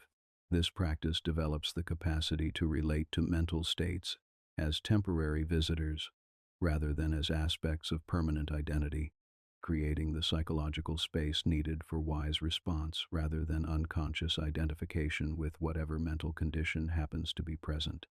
The person who has developed mindfulness of mental states learns to work skillfully with difficult emotions rather than being overwhelmed by them, and to appreciate positive mental states without clinging to them when they inevitably pass away. This skill creates a fundamental shift in the relationship between consciousness and its contents, leading toward the kind of inner freedom that remains stable regardless of changing mental conditions. The most subtle and advanced form of mindfulness practice investigates mental objects or phenomena, the various categories, concepts, and mental formations through which we organize and interpret experience. This includes mindfulness of thoughts as mental events, rather than accurate descriptions of reality, awareness of how perceptual processes construct our sense of external objects, an investigation of the mental factors that either support or obstruct spiritual development. This level of practice often leads directly to insight into the constructed nature of ordinary reality and the unconditioned awareness that underlies all mental activity. Practitioners may begin to recognize how much of what they take to be objective perception is actually mental interpretation, how their sense of being separate selves is maintained through unconscious mental processes, and how liberation becomes possible through disidentification with these processes. But mindfulness practice is not limited to formal sitting meditation. Indeed, its ultimate purpose is to transform all activities and circumstances into opportunities for developing awareness and wisdom. Walking meditation applies mindful attention to the simple process of moving through space, revealing how much unconscious mental activity normally accompanies even basic physical functions. Eating meditation brings precise awareness to the processes of tasting, chewing, and swallowing, often revealing how much ordinary eating is driven by unconscious emotional needs rather than actual physical hunger. Listening meditation develops sensitivity to the arising and passing away of sounds while investigating our habitual tendency to create stories and meanings around auditory experience. Eventually, mindfulness practice extends to include all daily activities, speaking, working, cleaning, sleeping, as opportunities for maintaining clear, present moment awareness while engaging fully with whatever tasks require attention. This integration of formal practice with daily life represents the maturation of mindfulness into a way of being, rather than something we do during designated meditation periods. The fruits of sustained mindfulness practice are both immediate and long-term, both practical and spiritual. In the short term, practitioners typically experience reduced stress and anxiety, improved emotional regulation, enhanced concentration and creativity, better sleep and physical health, and greater satisfaction with ordinary activities that previously felt routine or meaningless. But the deeper benefits emerge through the gradual transformation of consciousness that sustained mindfulness makes possible. As attention becomes more stable and precise, practitioners begin to see through many of the mental and emotional patterns that previously seemed solid and permanent. Thoughts are recognized as temporary mental events rather than accurate descriptions of reality. Emotions are experienced as passing weather patterns in the sky of awareness, rather than as threats to psychological survival. Most fundamentally, the sense of being a separate, permanent self begins to reveal its constructed nature through direct observation of the mental processes that create and maintain it. This insight into NoSelf is not a philosophical conclusion, but a direct recognition that emerges naturally from sustained mindfulness practice. This recognition leads to what might be called a fundamental shift in identity, from identification with the contents of consciousness to recognition of consciousness itself as our deepest nature. This shift does not eliminate personality or individual functioning, but it places them in a broader context that allows for greater flexibility, creativity, and responsiveness to changing circumstances. The person who has stabilized this shift experiences what Buddhist texts call liberation while living, freedom from the psychological suffering that comes from taking the movements of consciousness personally while maintaining full engagement with life's practical demands and opportunities for service. But even this profound transformation points toward possibilities that extend beyond individual liberation to encompass the ultimate goal of Buddhist practice: the complete elimination of all forms of unnecessary suffering through the realization of unconditioned peace that transcends all temporary states and experiences. As we rest in the natural mindfulness that characterizes these quiet moments between waking and sleeping, we might notice how effortless and peaceful this present moment awareness can be when it is not complicated by mental commentary or emotional reactivity. This simple recognition points toward the fundamental nature of consciousness itself, always present, naturally aware, inherently peaceful when not disturbed by the movements that ordinarily capture our attention. The cultivation of mindfulness is ultimately not about developing Part 7, loving kindness and compassion, opening the heart to all beings. In the gentle warmth of a summer evening, when the harsh heat of midday has softened into the tender embrace of twilight, when families gather to share simple meals and children play in dusty courtyards while their elders rest in the shade of ancient trees, when the very air seems infused with the natural affection that flows between beings who recognize their fundamental kinship in such moments, we glimpse the quality of heart that Buddhist practice seeks to cultivate, not as an occasional emotional experience, but as the very foundation of awakened consciousness. The cultivation of loving kindness and compassion represents one of Buddhism's most distinctive and transformative contributions to human spiritual development. Unlike philosophical systems that emphasize detachment or emotional neutrality as signs of spiritual advancement, Buddhist practice recognizes that genuine wisdom naturally expresses itself through an increasingly open and caring heart that extends its concern to all forms of life, without exception or reservation. But the loving kindness and compassion that Buddhism teaches are far more sophisticated and demanding than the sentimental goodwill or emotional sympathy that these terms might suggest to contemporary minds. They represent systematic mental trainings that gradually transform our deepest psychological patterns, dissolving the artificial boundaries that separate self from other while developing the emotional and spiritual resources needed to respond skillfully to the suffering and joy of all beings. Loving kindness, or metta in the Pali language, refers to the sincere wish for the happiness and well-being of others, independent of any personal relationship or benefit we might receive in return.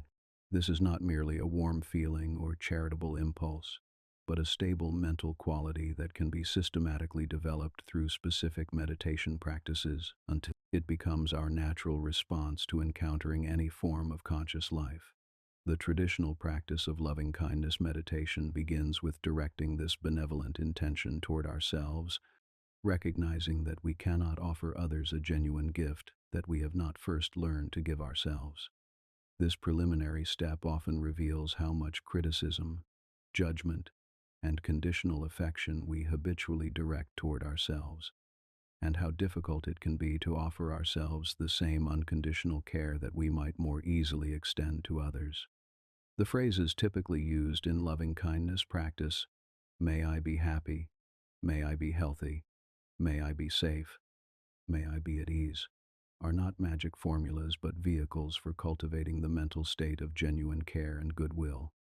As we repeat these intentions while bringing to mind our own image or sense of presence, we gradually develop the capacity to hold ourselves with the same tender concern that a loving parent might feel for a vulnerable child. This self-directed loving kindness is not narcissistic or self-indulgent, but rather the foundation for all authentic, compassionate action. The person who harbors resentment, judgment, or harsh criticism toward themselves will inevitably project these qualities onto others, no matter how sincere their intentions to be helpful and kind. Only when we have learned to relate to our own mistakes, limitations, and suffering with patience and understanding can we offer others the genuine acceptance and support that effective compassion requires.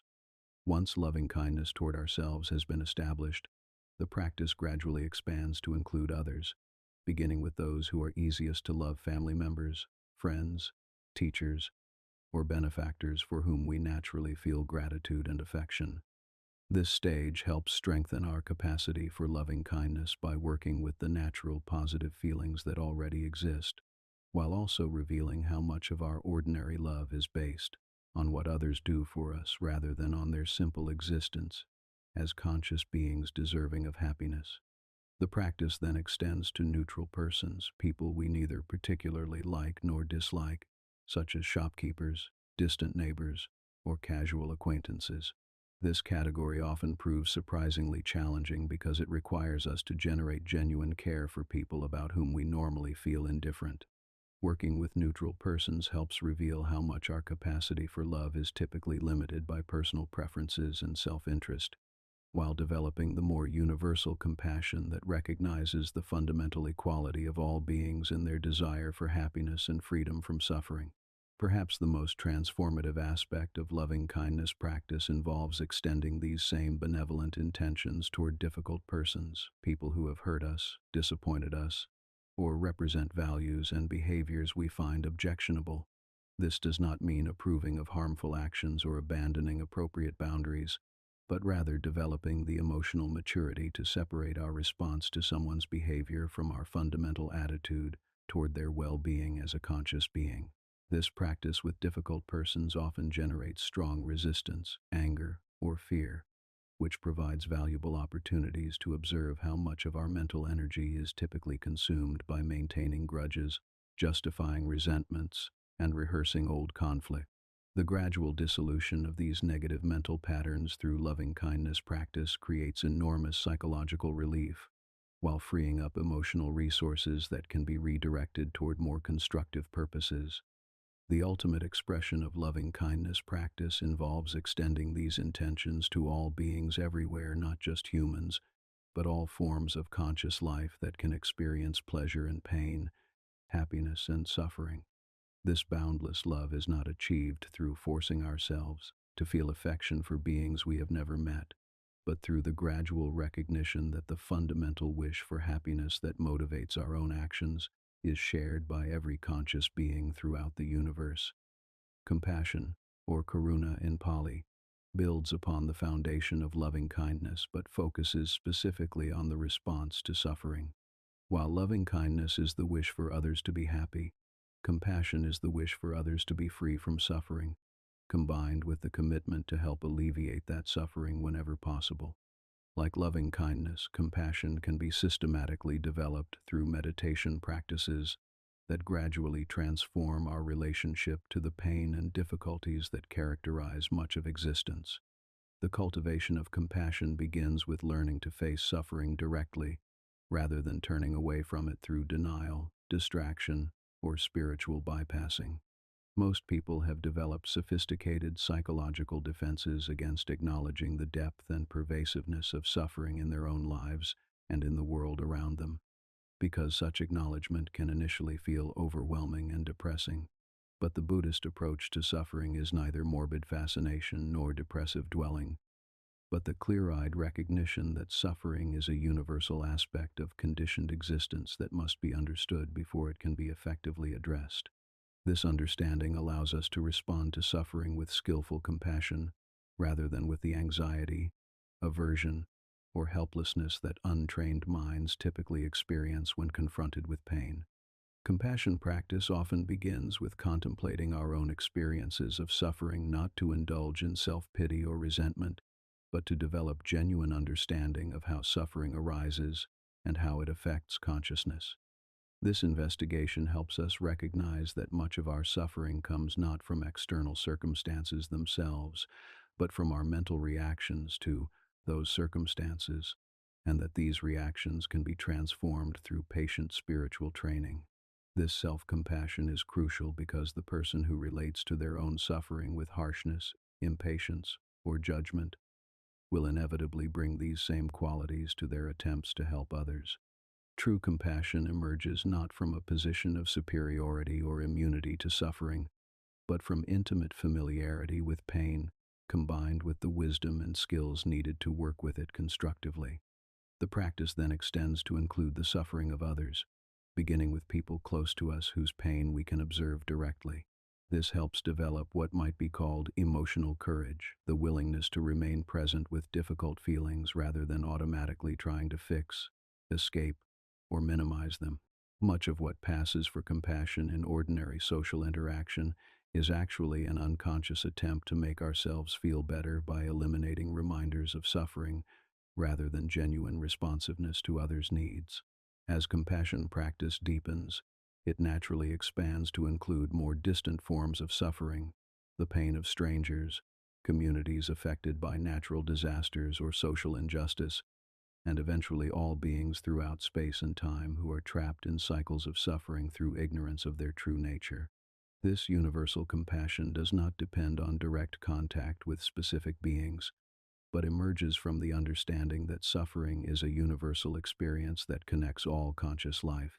The cultivation of loving kindness and compassion has profound effects not only on our emotional life, but on our understanding of reality itself. As the artificial boundaries between self and other gradually dissolve through these practices, we begin to recognize the interconnectedness that mystics and philosophers have pointed toward throughout history, but that most people experience only in rare moments of spontaneous insight. This recognition of interconnectedness is not merely intellectual but immediately practical. When we truly understand that our own well-being is inseparably connected to the well-being of others, selfish behavior becomes as irrational as deliberately harming our own body. When we recognize that all beings share the same fundamental nature and the same basic desires for happiness and freedom from suffering, the hierarchies and competitions that create social conflict lose their emotional foundation.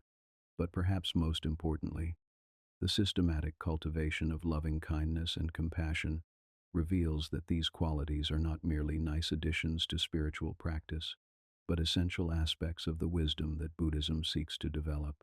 Genuine understanding of reality necessarily includes recognition of our profound connection to all life, and this recognition naturally expresses itself through increasingly universal love and compassion.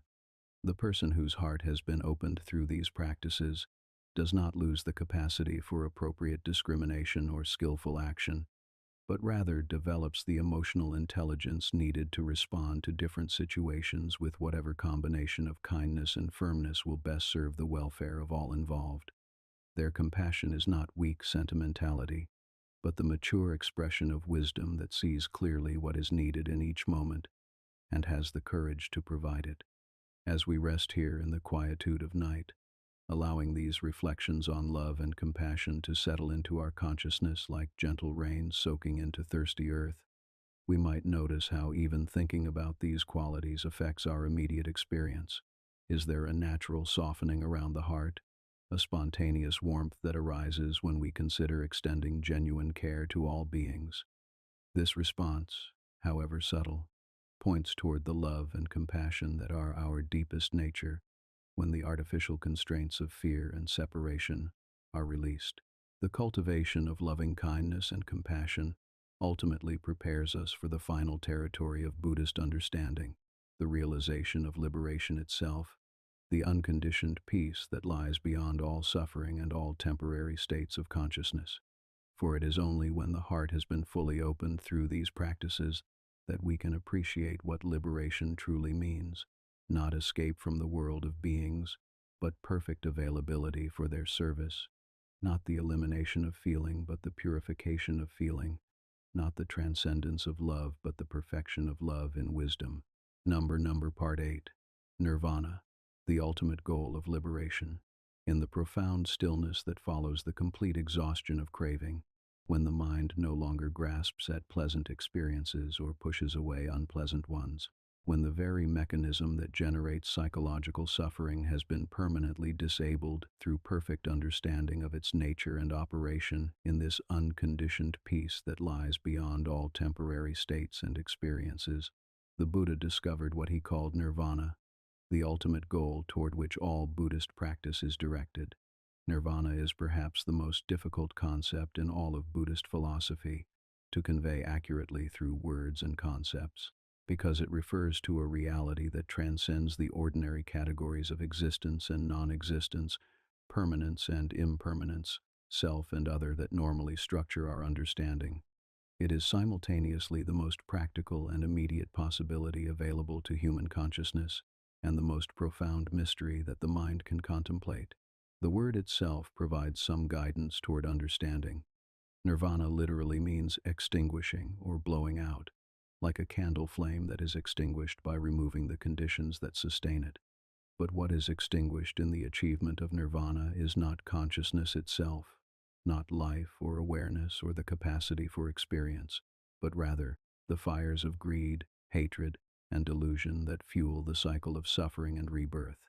When these mental fires are completely extinguished through perfect wisdom and the elimination of ignorance, what remains is not nothingness or unconsciousness, but consciousness freed from the compulsive patterns that ordinarily drive it, awareness liberated from the distortions that normally shape it, experience purified of the reactive tendencies that usually color it.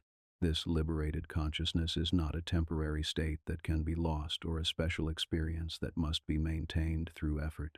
It represents a permanent transformation in the very structure of awareness itself, the irreversible elimination of the mental factors that generate suffering, combined with the stabilization of the mental qualities that support perfect peace, wisdom, and compassion. The Buddha was careful to distinguish between two aspects of nirvana that are sometimes confused in popular understanding. The first is nirvana with residue, the liberation achieved by an awakened being who continues to live in a physical body and engage with the ordinary world while remaining completely free from psychological suffering.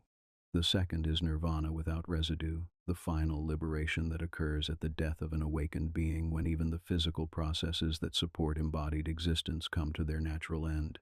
Both aspects represent complete liberation from suffering, but they differ in their relationship to the conditions of ordinary existence. The awakened person who has realized nirvana with residue continues to experience physical sensations, interact with others, face practical challenges, and engage with the full range of circumstances that characterize human life.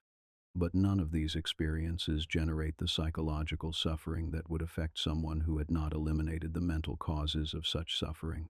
This distinction is important because it clarifies that enlightenment does not require escape from the world or avoidance of ordinary human experience. The awakened person is not someone who has fled to some transcendent realm beyond the reach of difficulty or challenge, but someone who has learned to navigate all circumstances with perfect wisdom and equanimity.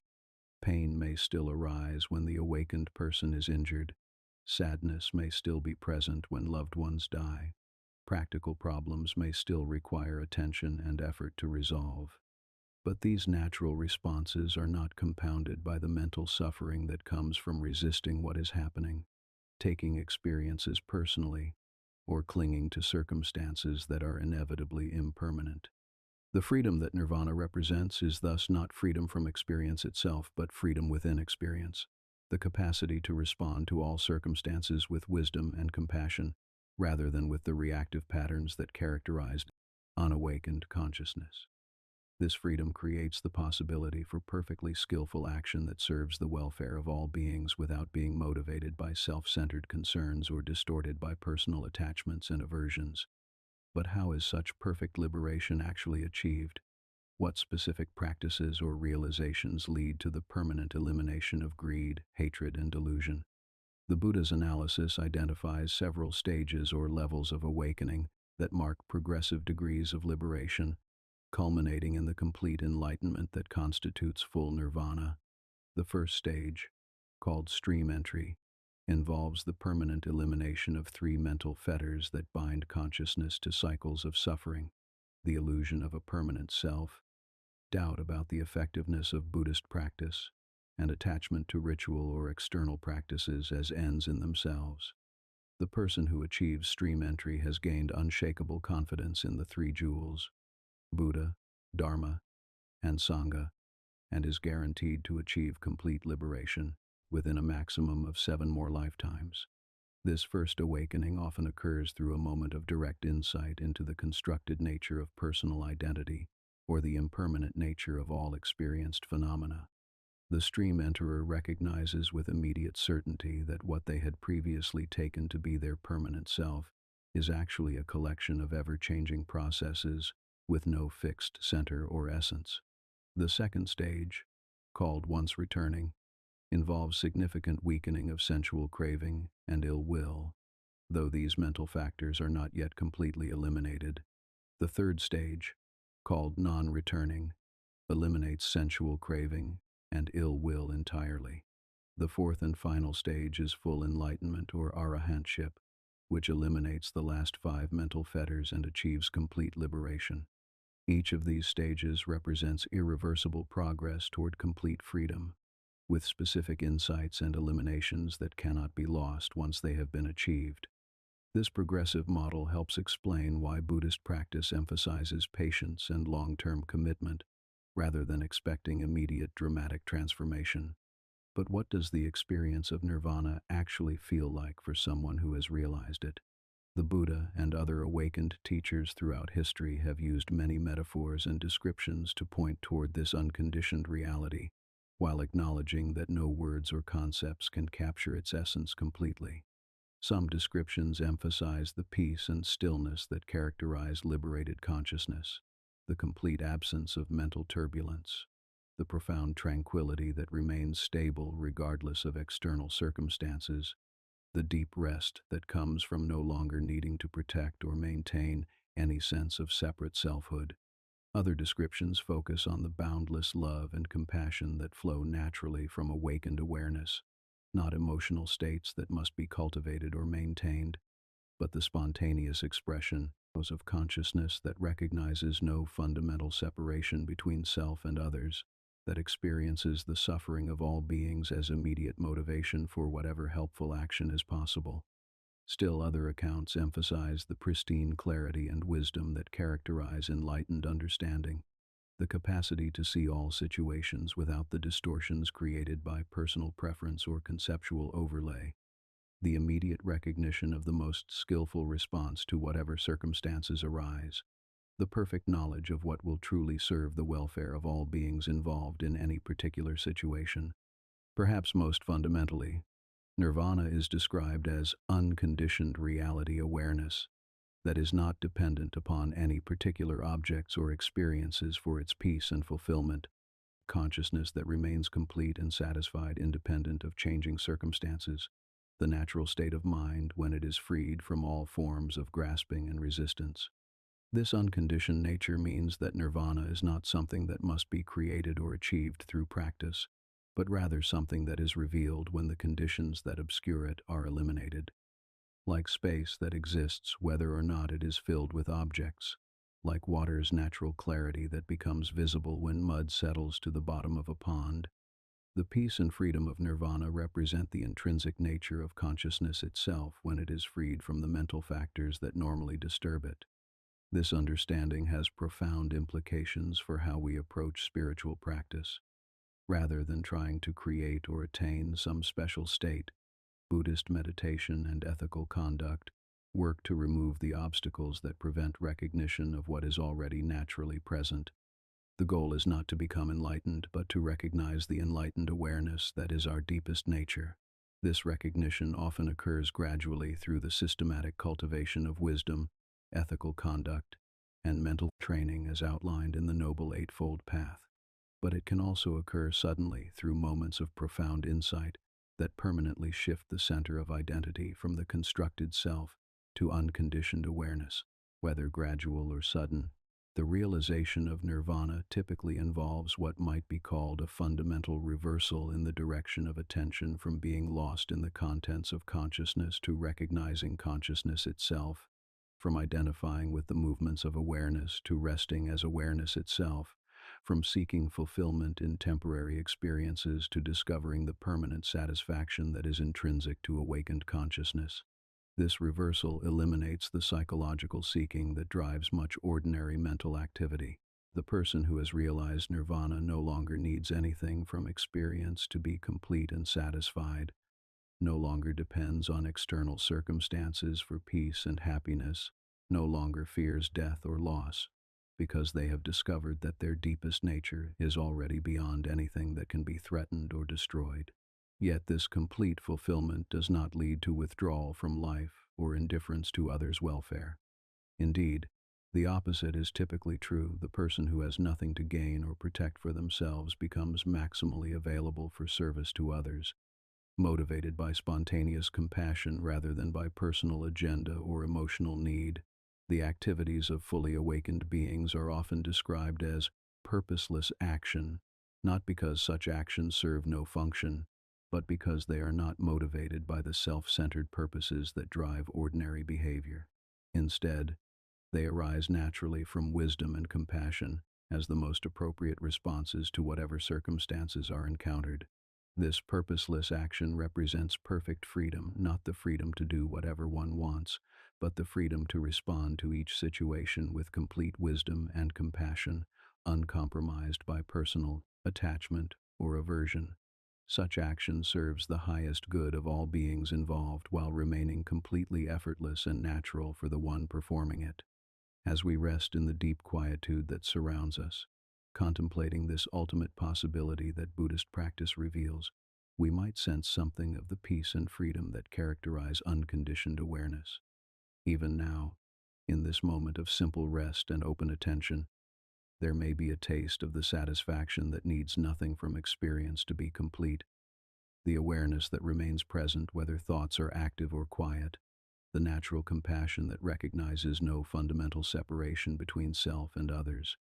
This taste of unconditioned peace is not a temporary glimpse of some distant goal, but a recognition of what is always already present as the very ground of consciousness itself.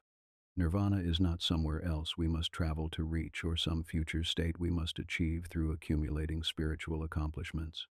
It is the natural condition of awareness when it is freed from the mental activities that ordinarily obscure it.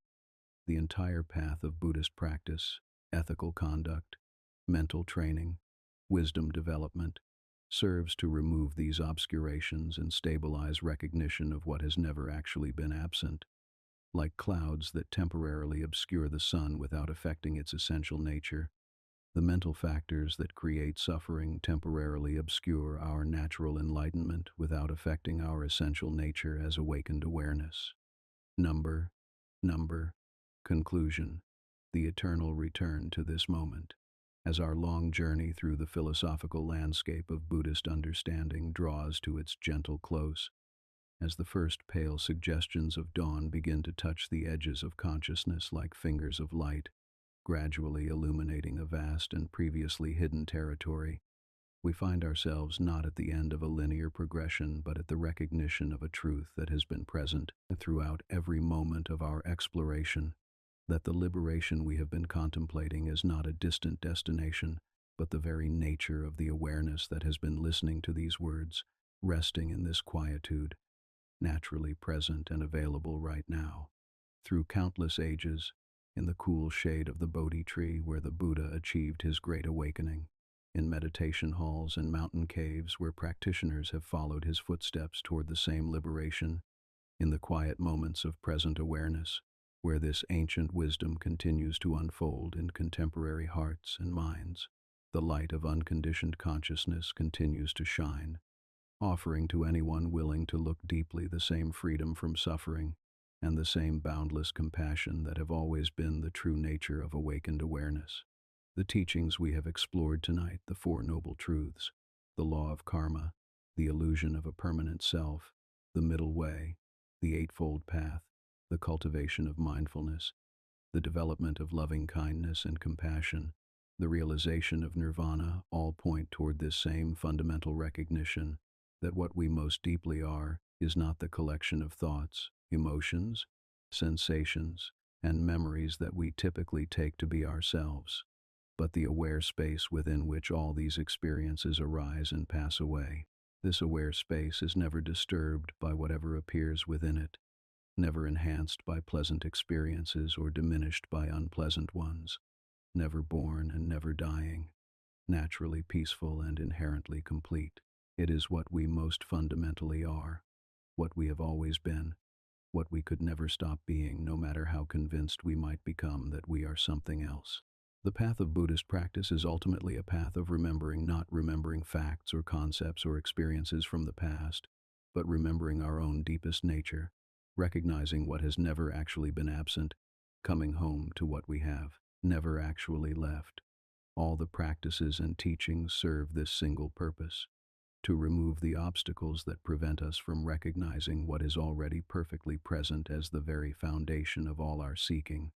In this recognition, the individual path toward liberation reveals its ultimate purpose, not merely the elimination of personal suffering, but the discovery of the unconditioned awareness that is the common ground of all consciousness, the realization of the interdependent compassion that naturally serves the liberation of all beings, the embodiment of the timeless wisdom that sees through all forms of separation and division to the fundamental unity that underlies the apparent diversity of manifest existence. Through patient cultivation of the practices that eliminate obscurations, through gradual development of the mental qualities that support clear seeing, through sustained investigation of the nature of consciousness and reality, the permanent peace and freedom that constitute our natural enlightenment gradually reveal themselves as our birthright, rather than as something foreign that must be attained from outside. As you allow sleep to come naturally, as consciousness settles into the deeper states of rest that restore and renew the body and mind, remember that even these states of sleep and dream are movements within the same aware space that we have been exploring throughout this journey. The awareness that knows waking experience also knows sleeping experience. The peace that we have been pointing toward is present in deep sleep as much as in meditation, in dreaming as much as in insight. In each moment of returning to present awareness, in each instance of recognizing the space-like nature of consciousness itself, in each gentle turning away from the endless commentary of the thinking mind, toward the immediate reality of what is actually happening now, we take another step on the pathless path that leads nowhere but here, achieves nothing but what has always already been achieved, seeks nothing but what has never actually been lost. The Buddha's final words, according to tradition, were these: work out your salvation with diligence, not because salvation is something that must be earned or created through effort, but because the diligent application of attention, moment by moment, gradually dissolves the habits of inattention that keep us convinced we are something other than what we most deeply are. This work is never finished because each moment provides a fresh opportunity to remember or to forget, to recognize or to overlook, to rest in our natural awareness, or to become lost in the stories and dramas that the mind continuously creates. But it is also never really work in the ordinary sense, because it involves not adding something new but simply removing what has been artificially imposed, not becoming someone different but recognizing who we have always been. In the infinite silence that surrounds all words, in the boundless awareness that contains all experiences, in the deathless peace that underlies all temporary states of consciousness, the journey that began with a young prince's encounter with suffering finds its completion in the recognition that suffering and liberation, seeker and sought, path and goal, have never been separate from the one awareness that knows them all. May all beings recognize their true nature. May all beings be free from the illusion of separation. May all beings rest in the peace that has never been absent. May all beings awaken to the love that they have always been. In this moment, as in every moment throughout all time, the possibility of complete liberation remains fully present and immediately available. The gate is always open. The way is always clear. The peace that surpasses understanding is always here, now, in the simple recognition of what we have never stopped being.